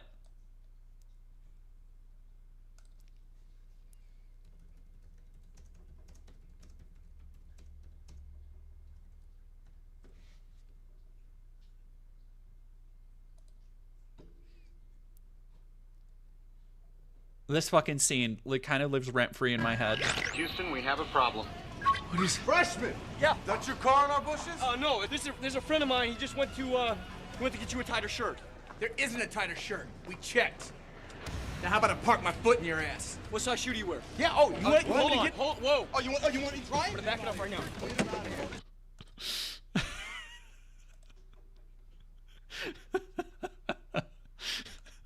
Like, it's not a good movie, but I think about that scene a lot. He'll get you a tighter shirt. There isn't a tighter shirt. We checked. Oh man, this guy to the college, and the student advisor is the lady in charge. She goes, just so you know, we did not have a good experience with our last comedian, and we want to make sure that you understand this is the student safe space. This is, we don't want to. This 10,000% did not fucking happen. Like, by the way, already. All right, here's the thing I need people to understand about stand-up comedians is that they're all liars. Every stand-up comedian, you come to a point when you start out stand-up comedy when you realize one of two things. One, man, this joke would be funnier if it actually happened, and you're like, well, nobody's gonna know. Or the other way you come to realize that is realizing as somebody else is telling a story that like, oh, this didn't happen. Like, it's just lying. The problem is people take it super seriously, and then in cases like this, they will use comedian stories as like confirmation of the beliefs that they already hold, which is not the way to do it. Like, in the world of entertainment that is completely fucking fake, comedy is like above wrestling. Wrestling is more realistic than comedy. Just something to just keep in mind out there. Trigger them. So all we ask is you don't talk about race, religion, politics, gender, sexuality, and don't make direct eye contact with them. Other than that, say whatever you want. We're really big into freedom of speech on this campus. I'm like, are you though? Really? Are you?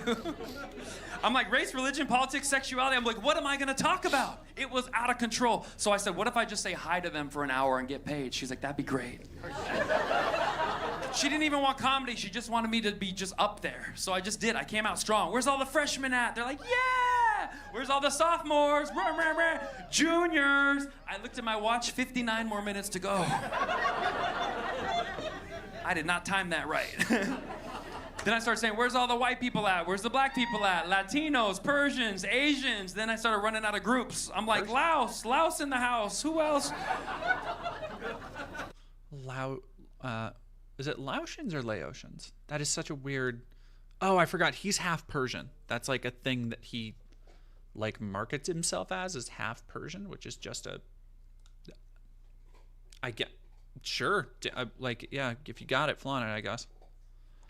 And then I made a mistake. I didn't even know. I said, where's... Exactly. Yeah, Chuck Grapes. I've done a bit of open mics. You never let the facts get in the way of a good story. No. Like... You need to hit a balance, right? Because there are comedians who are fucking just like totally ridiculous off the wall, and that can be funny.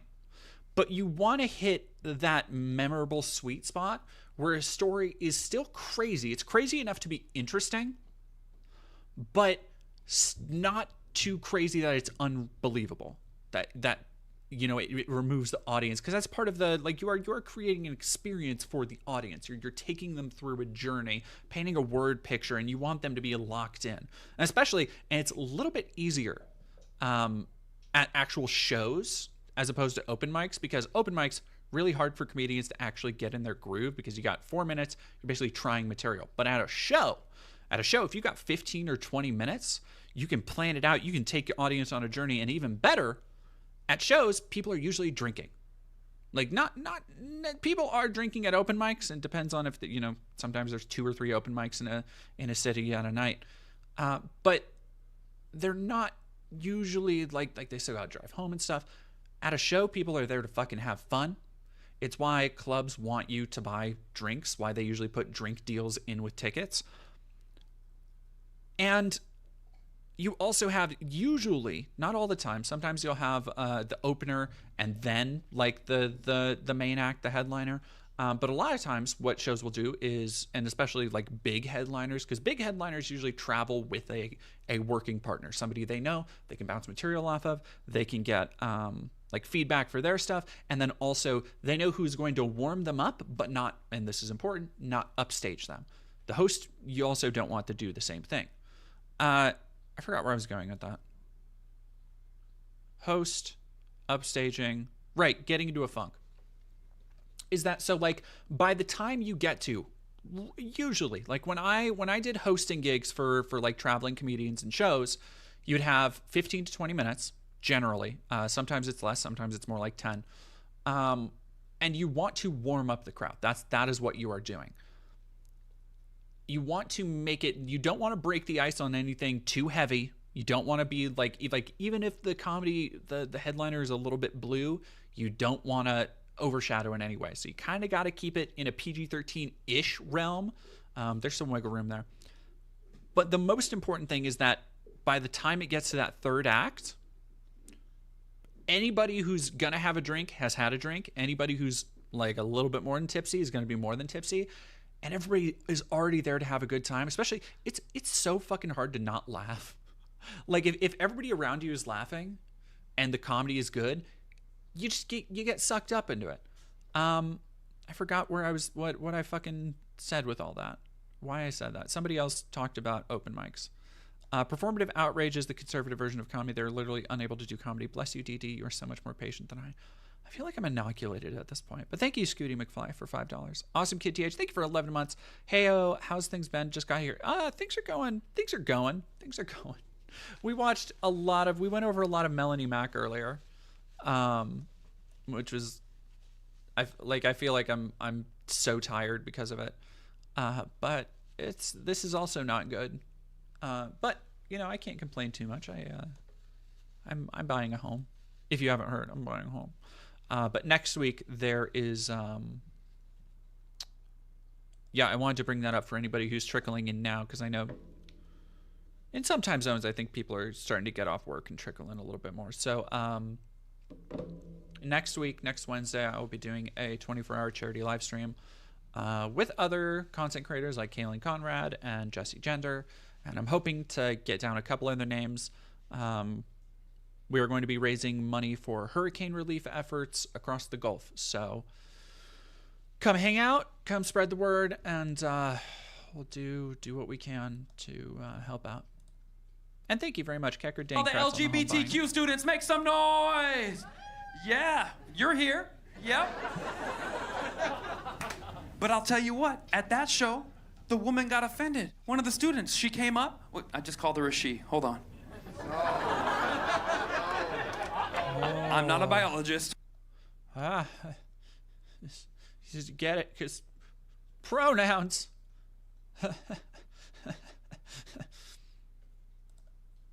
Hold on. They all came up at the same time. Because it was one person. And they look. That's not how. Again, my favorite brand of pronoun joke is one that completely ignores how they them pronouns actually already functions in the English language. Like, you wouldn't say they all came up. You would just say they came up, because it's singular they. And I'm sure he knows that. I'm sure he's had people explain it to him. but it's one of those things that's just like, it's hack. It's hack to not even acknowledge that. Like, you can do stuff. What was it? I had a friend who is a better comedian than me, and he came to me last year and he was like, hey, I want to run this joke by you because I don't want it to be like offensive, but God, it's actually really funny, but it was a they them joke, and it was about kids getting lost in the woods, and like if your kid goes missing, I wish I remember how it went, but it was actually like, I was like, no, that's pretty funny. Like, you can absolutely, and here's the real problem with trans jokes is that, and especially with like pronoun jokes and misunderstanding things, there's such fertile ground for actually good comedy there, and it is entirely taken up by dipshits like this. Like, it just is. It's like, you can do better. Nobody wants to. And honestly, why would they? Like, this bullshit works with this kind of audience. Like, who cares? Look me in the eye and they go, that was extremely rude what you did up there. And I go, what happened? I just said hi. She goes, where's the LGBTQ students? I go, that was nothing. She goes, it's LGBTQIAA+, you idiot. And then she stormed off. Yeah. I was like, wait, I didn't know they did an update. Did you guys know they did an update? No. If you did, that's cool. That you're like an iPhone 16. You're updated. I'm a little older. I'm an iPhone 7. I'm not quite there. iPhone 7 used to be good. It's not as good anymore, but don't hate on the iPhone 7, all right? It had its time. So she was mad at me because I wasn't updated. I had to go home and Google it so I don't offend other students. I go, what's LGBTQIAA+? And the more you Google that stuff, the more the advertisements start changing on your computer.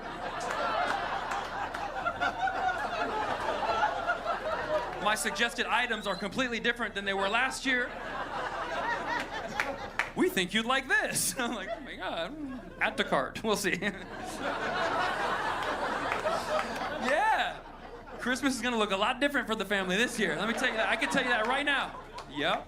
So now I looked it up, and now I know what it is, and what I want to do is educate all of us so we can all be woke together. Isn't that a good idea? We could all get updated right now. Yeah. We all know LGBTQ, but what's I? Who knows I? You know I? Intersexual. I looked at that, I'm like, maybe that's me. That sounds like a dude wants to go to outer space to get some. Yeah. I'm intersexual now. This fucking blows, dude. Oh man, I have to just like, this is fucking rough.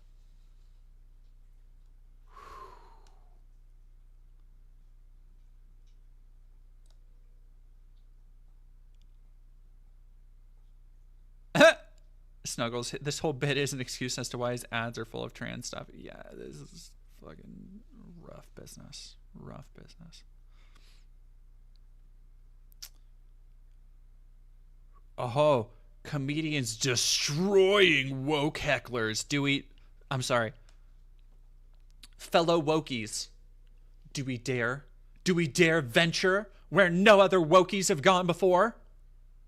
Do we dare expose ourselves to the marketplace of ideas with our fragile little snowflake selves? Do we dare to get destroyed? Oh man, let's go. All we ask is you don't talk about race, religion, politics, gender, sexuality, and don't make direct eye contact with them. A fan of me, and then you came and tried to make the show about you. You're doing it right now. Hey, guys, this is... Actually, I would... So let me say, first off, as somebody who's worked as a comedian and as a server and as security in a comedy club, I jumped around between jobs for like a year. A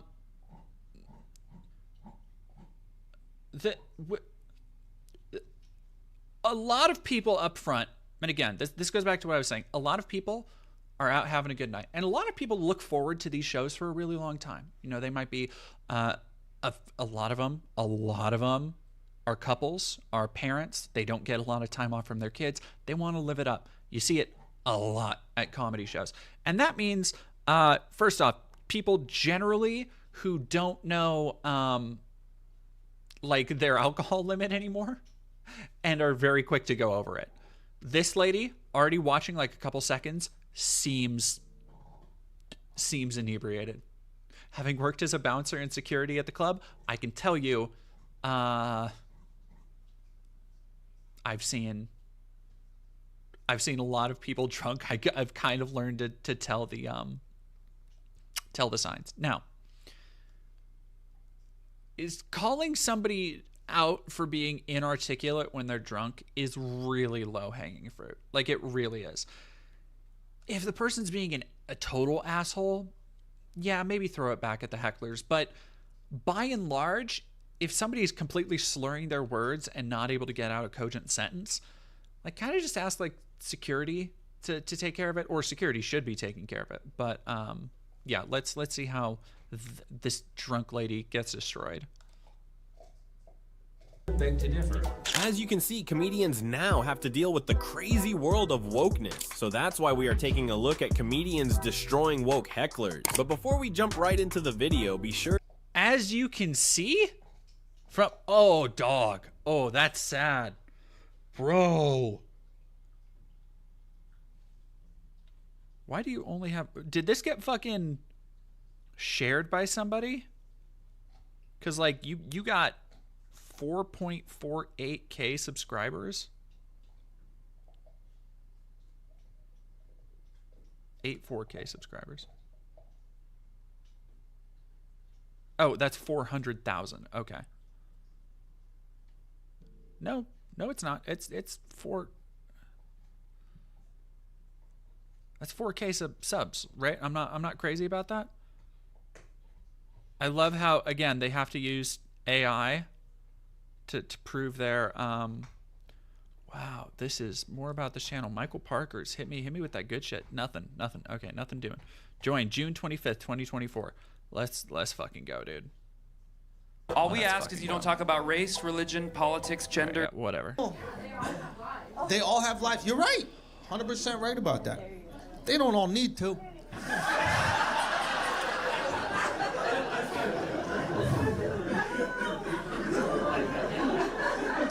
I feel like you haven't experienced enough life or death situations with animals.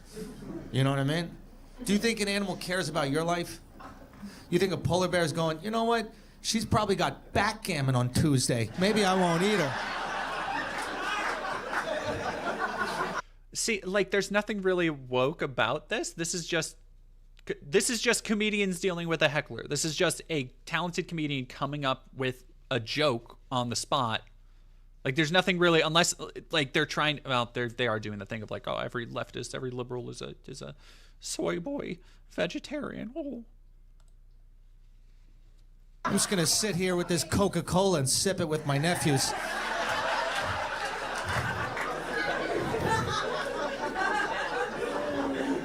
But I understand, you like animals because, you know, you live in the first world and it's boring and we gotta care about you. I get it, I'm with you. Say again? Do you see me? I'm technically from third world country, technically. I almost thought you said, do you see me? I'm an animal. And I was...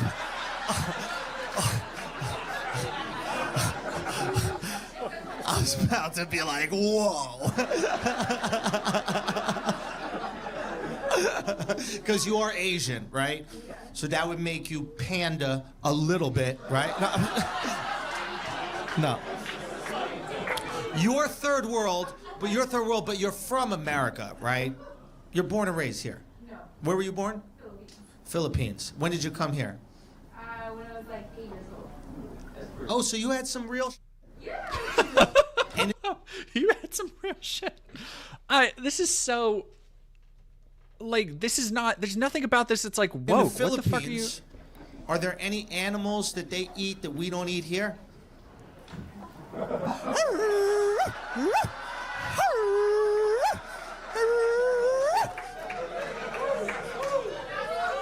See, again, just like, that's not funny, but just because it's hack shit.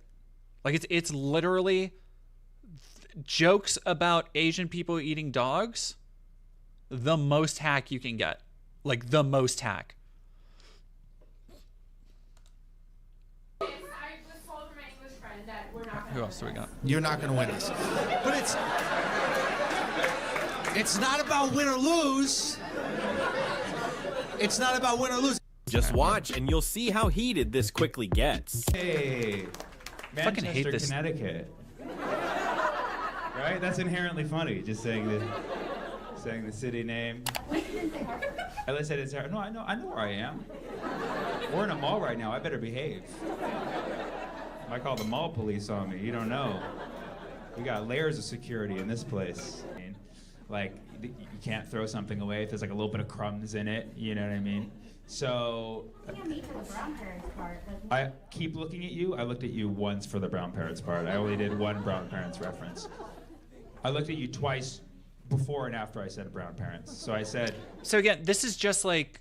These are just hecklers. Like, it has nothing to do with the way they want to make this seem, destroying woke hecklers, want to make it seem like they're, you know, tearing apart the blue-haired SJWs. This is just like dealing with hecklers regularly. For the brown parents, and I look back at you. And you look back at me as if you don't have brown parents. You liar, okay? Pull up a picture on your phone of your white parents and show me that I'm racist, okay? What are your parents' names? My parents aren't even supportive. They aren't supportive of it? But that's fine. It doesn't matter. They're Indian. Okay. Sorry. I know. I have Indian parents too. You didn't know that. Yeah. Why did you look at me when I said my parents? Now you know how it feels.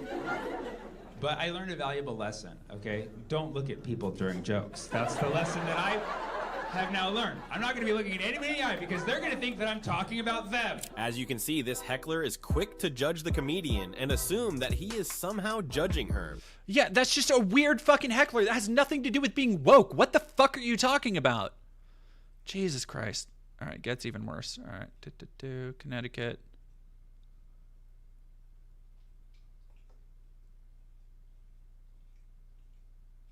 Yeah, this is no.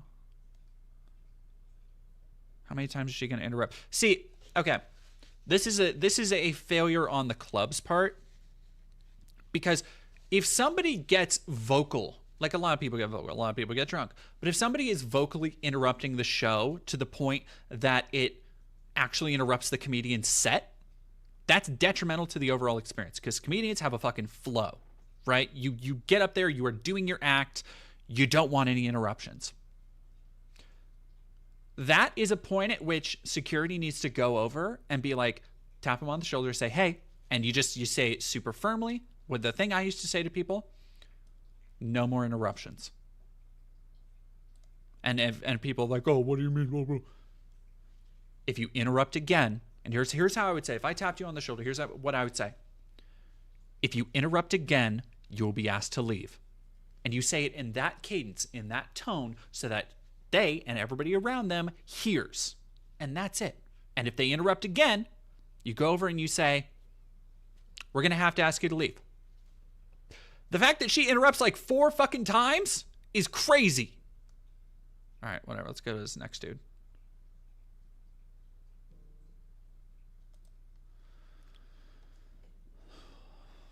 Thank you, Donna Roberts.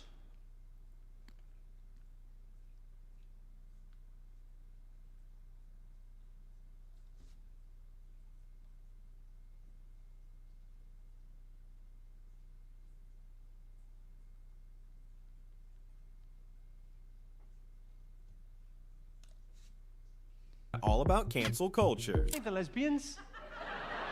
Are you a couple? Oh, and how long have you been smashing pasties? 10 months. Oh, but they mate for life. They'll be all right.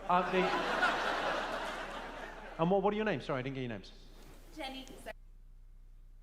George Soros. Why aren't you in a shelter? Are you not scared from the hurricane that turned out to be a nothing burger? I've never seen a hurricane. Where do you think I live? What? I live in literally the exact opposite point. The only way I could be further away from Florida is if I was in Alaska. What? Is chat always dead, or is there bots or what? This stream sucks. Jinko, are you Sorting Hat returned to us? Jenny and Sarah. Would you... Yeah, Ophelia, I don't know what the fuck is up. The weirdos are out tonight. Jenny Also, and Sarah. a majority of the stream is done. We're just kind of chilling here. Why is... Huh, this is so weird. You sounded like you were anxious about the weather. I am anxious about the weather for fucking Florida. Not for me. So, what do you do? I mean, I know what you scissoring mainly, but what do you do for a living? I'm a recruiter in a tech company. A recruiter in a tech company. Okay, and I work in admin in a hospital.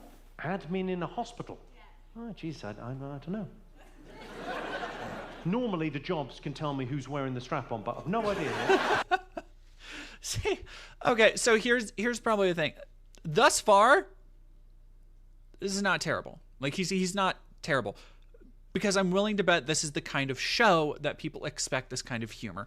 I cannot imagine going to a show like this and, you know, within these first couple jokes, like being performatively offended, because obviously he's taking the piss, so to speak. And he hasn't said anything outside of the fact that they're gay and he's making jokes about lesbians. He hasn't said anything that is like detrimental or incredibly offensive. He's just poking fun at the fact that they're gay. Like, whatever. I don't get it. Oh, okay, George Soros. Sorry, you literally just said you're not George Soros, but the blank, the fact that there's a space, it looks like R and O goes in there. I don't know, it's very weird. You couldn't get a cigarette paper between those two? No idea.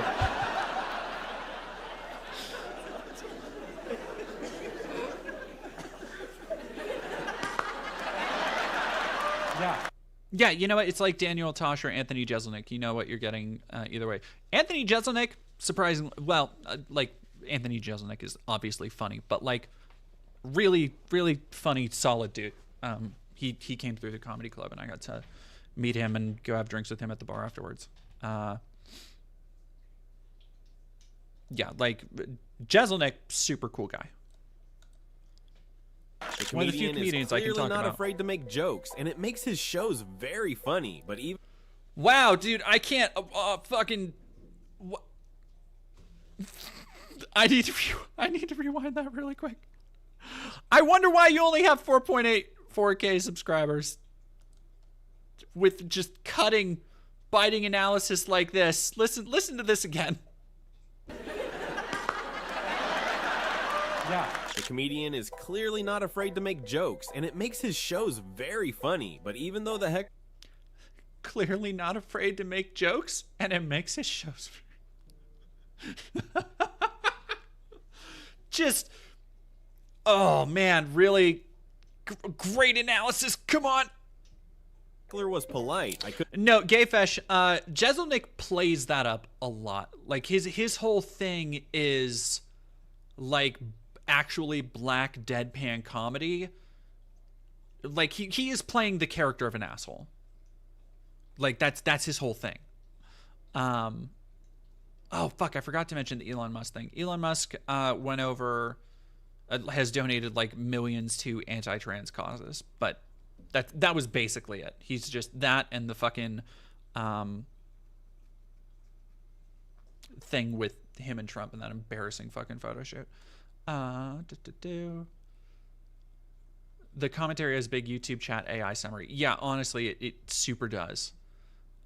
He wasn't heckling. Yeah, like that wasn't a heckler. That was it. That was it That wasn't a heckler. That's crowd work. I thought that they would like get pissed off more at him, but no, they just go to the next one. That's just crowd work. Oh, this fucking sucks, dude. Couldn't say the same for this next clip, where it quickly gets very woke. Just watch how this quickly makes a really absurd situation. Gosh, it's good to be here. That is, you know what? People have fucking said it's AI. Now I can't unsee it. Like, oh God, that's so depressing. It is fucking, it's woke. It's woke. It's AI. God, I'm tired. Holy shit. There's like, I am a short man, or a tall boy, you decide. I hope you can see me over the piano okay. They're totally not interested. That's all right. I'll just try to, pretend like that didn't hurt at all. Short man or tall boy sounds really familiar. I feel like I've seen him come through. Short man or tall boy sounds so fucking familiar. That's gonna drive me crazy. They didn't look up. They didn't even look up. Not at one time. They didn't even look up to look down. It was hurtful. All right. You know what? I tried. I was like, I'm gonna play on my insecurities. I'll talk about how short I am. I think if Biden was shot, he wouldn't know for a while. Oh, when I flipped to the other side. Okay, I see. Here I was. I thought I was safe in the heart of Hollywood, and boy, was I wrong. Man, was I wrong. I saw a lot of F-150s out front, and now it's all coming together to me right now. I think, you know what? It doesn't matter. How are you guys over there? Oh, thank you. I appreciate that. Thanks. Yeah, that's what I had hoped for tonight. See, again, this is just like, they're not even actually heckling. This is just Drew Lynch. Is that Drew Lynch?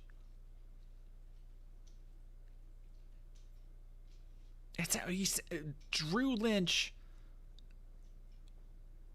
He's the guy with the stutter. I have seen him. Yes. Sorry, a lot of white guys. Like, they fucking... You know, this is just crowd work. This whole week, you know, in between writing jokes, I was like, I hope they like my shirt. I appreciate it. I'm married, though, and we would never work out. My wife is, she's married. Like straight up, they've clipped because he talked about Biden for one joke that it woke. Like, where's the woke? This must be fucking AI. And I love her dearly. I love her dearly. She's so much taller than me.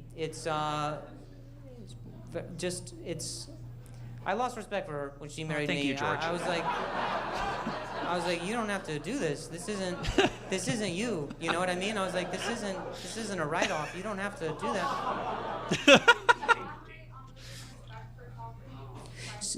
Losing respect for? Oh, you. Oh.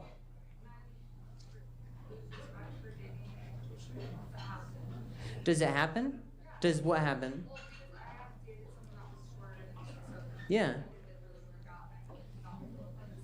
Oh, I get what you're saying. A little bit insecure.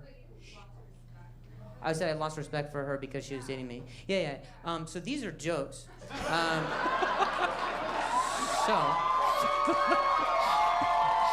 And look, you can hear the fucking baying crowds being like, you know, woo, comedy, like nothing's off limits, fuck you, wokies. Like that's the thing, is that everybody, there's always a group of people who are like, oh, nothing should be off limits for comedians. But that's obviously not the angle he's taking. He's just like saying like, yeah, I didn't lose respect for my wife, like, because I married her. But like, this is not, yeah, he's fine. He's great so far. I don't have any problem with this. Like, how is this fucking, all right. Is that the same shit? Okay. You know, this is the exact one that we just started with. This fucking blows, dude. Fuck, man. Poor man, Alpha Central woke folks that we get to enjoy. Tune in for today woke. This is AI. Look at this shit. Tune in for today woke madness.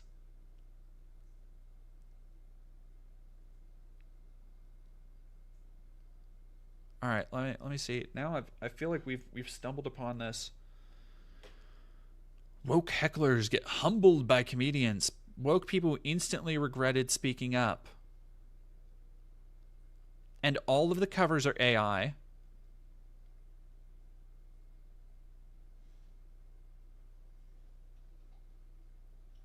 When men don't hold back against woke people? What the fuck?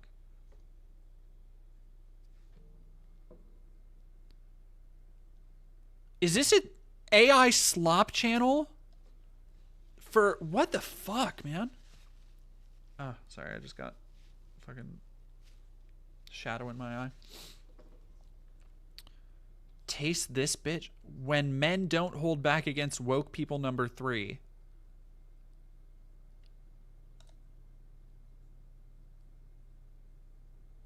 Disclaimer, the comments made in this video are solely for entertainment purposes and are not intended to harm or offend anyone. In a world where wokeness spreads across society, more people than ever before are living in a dream world. No, this is absolutely AI voice.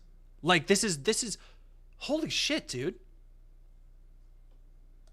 Clip collections, AI voices, AI thumbnails.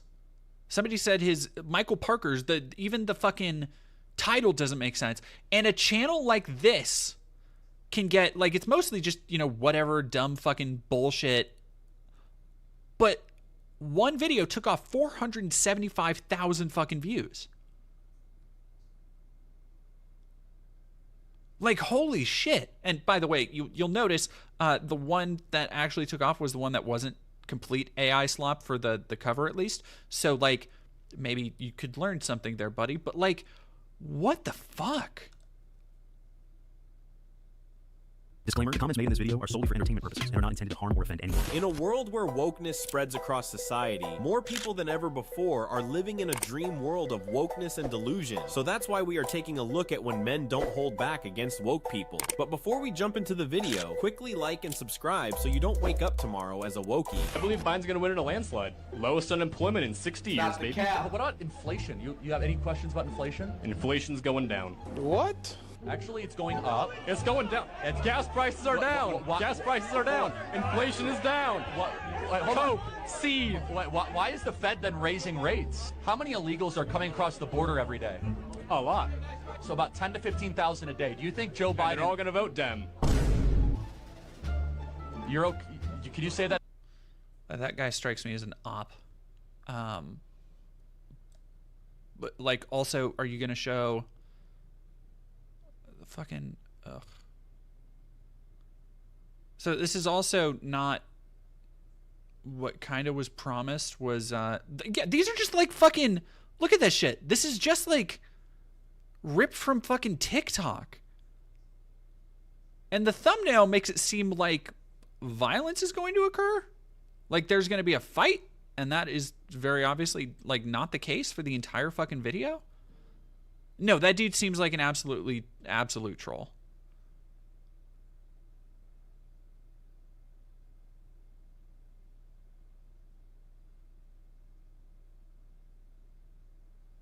Like you can even see the rainbow coloring on the thumbnail over here. The skirt doesn't match up. It's not the same fucking skirt. Like, god damn, this is fucking, oh. We have stumbled into, yeah, no, all the thumbnails are AI. We have stumbled into a bleak, dark corner of the, what the fuck is that? What is that supposed to be? 10 minutes of woke people making fools of themselves.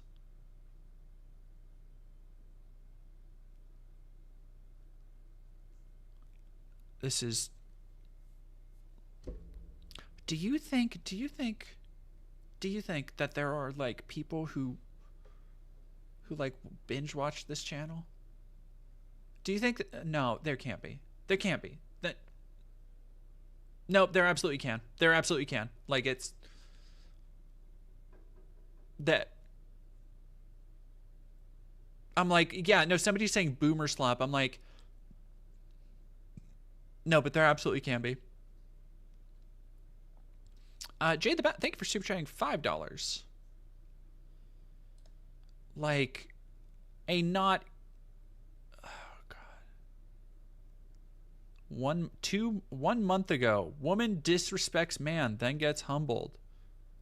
God, these thumbnails fucking suck. And then we got, so we go from, okay, no, you see the grift. You see the grift. Woke people making fools of themselves, and then 10 minutes of woke people making fools of themselves.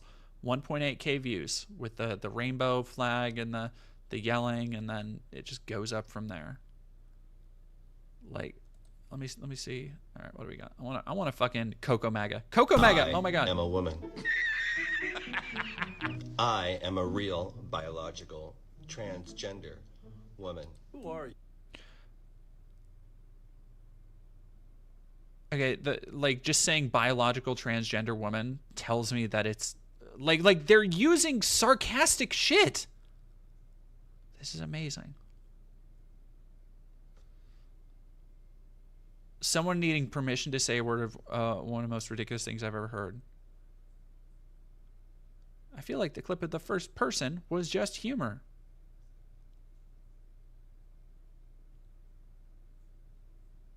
The septum piercing.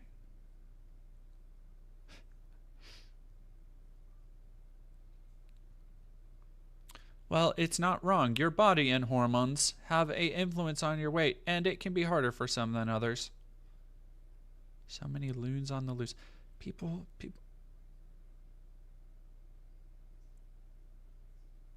For fuck's sake, stop using AI to put everything about this as AI. Jesus Christ. I wouldn't be surprised if the comments are AI. This is fucking... All right, y'all.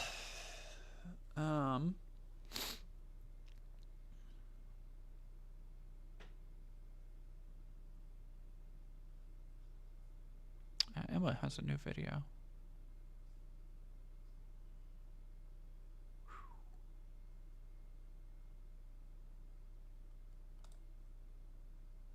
Save that to watch later. Comedian makes heckler cry. God damn it, that's gonna be my fucking thing now. All right, let's go. The MAGA slop is bountiful. That's so fucking... With the mayor of Fort Myers, Kevin Anderson. We have a lot of people curious what's going on in downtown Fort Myers. It looks like the water's starting to come in. Yeah, Dave, before you get to the mayor, can you kind of describe what you see around you? Well, yes, and I can tell you it's a lot like deja vu, and that is because during Hurricane Helene, we saw a lot of water coming up, and it does look as though that the water is continuing to rise. Here have I checked my Twitter DMs? No, I will. First Go to bed. No! It's not that late here. It's only 9. And Mayor, if you can just talk about the overall state of downtown right now. It's a lot better off than I expected, Dave. I thought there'd be higher water, and so I'm glad I'm very thankful there isn't, and I'm hoping that we're not going to see much more surge come in the back half of the storm. So you've been here for a while. We've seen it getting a little bit higher. I guess what is the concern? We see businesses have really taken some steps. If you look at Bruno's of Brooklyn, talk about what they're doing here. Yeah, they've deployed this water barrier in hopes that the water won't rise above it, and if it does, they've got these bags full of absorbent. So they're hoping that's going to keep the water out of the building. I'm hoping that the water will never breach it. And, you know, we, of course, saw damage there, certainly from Ian and then again with Helene. So do you think businesses were a little more prepared this time? Oh, if you walk through downtown, you'll see people boarded up. They've sandbagged. It got downgraded to like Cat 2. Okay, you know what? That's actually... Whew, that's actually really fucking good news, because it was supposed to be like Cat 5 earlier. Which happens. And good evening tonight from Tampa. We are here tonight as Hurricane Milton has just made landfall, a major Category 3 hurricane with 120-mile-an-hour winds just off Sarasota. This hurricane has now made landfall in Siesta Key. Everything suddenly going dark. Another tornado spotted on a traffic camera crossing I-75 west of Fort Lauderdale. This shows just how far and wide the effects of this storm have been felt for hours.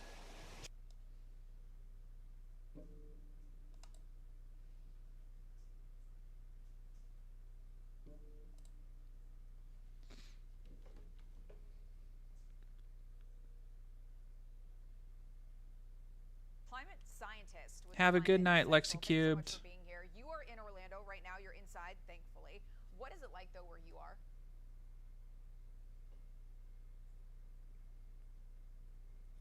Conditions here are deteriorating. It's been raining all day and the wind is starting to pick up, and as that storm is moving on shore, I expect conditions here to continue to get worse. Well, the National Weather Service has warned, Hurricane Milton.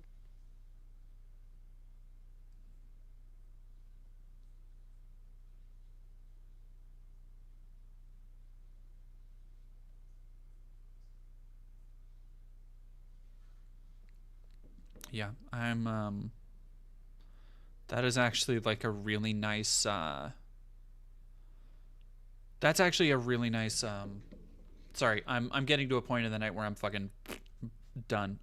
But that's a really nice kind of surprise that it is not going to fucking be a goddamn Cat 5 anymore. Which I think a lot of people kind of predicted out of the gate, because once it makes landfall, it generally goes down. But considering that Tampa and Jacksonville, Tampa especially, because Tampa's like right on the water, or it's right there where it was making landfall. Hopefully that's pretty good, or hopefully that bodes well for it easing off. Holy shit! Everybody is fucking streaming tonight. Do we want to go raid Charlanazard or Riverboat Jack? What are we feeling tonight? Let me know, chat. So I am fucking tired.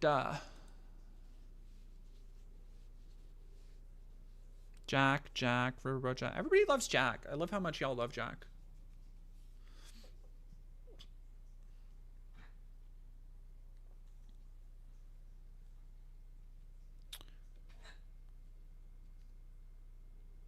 All right, let's go raid Jack.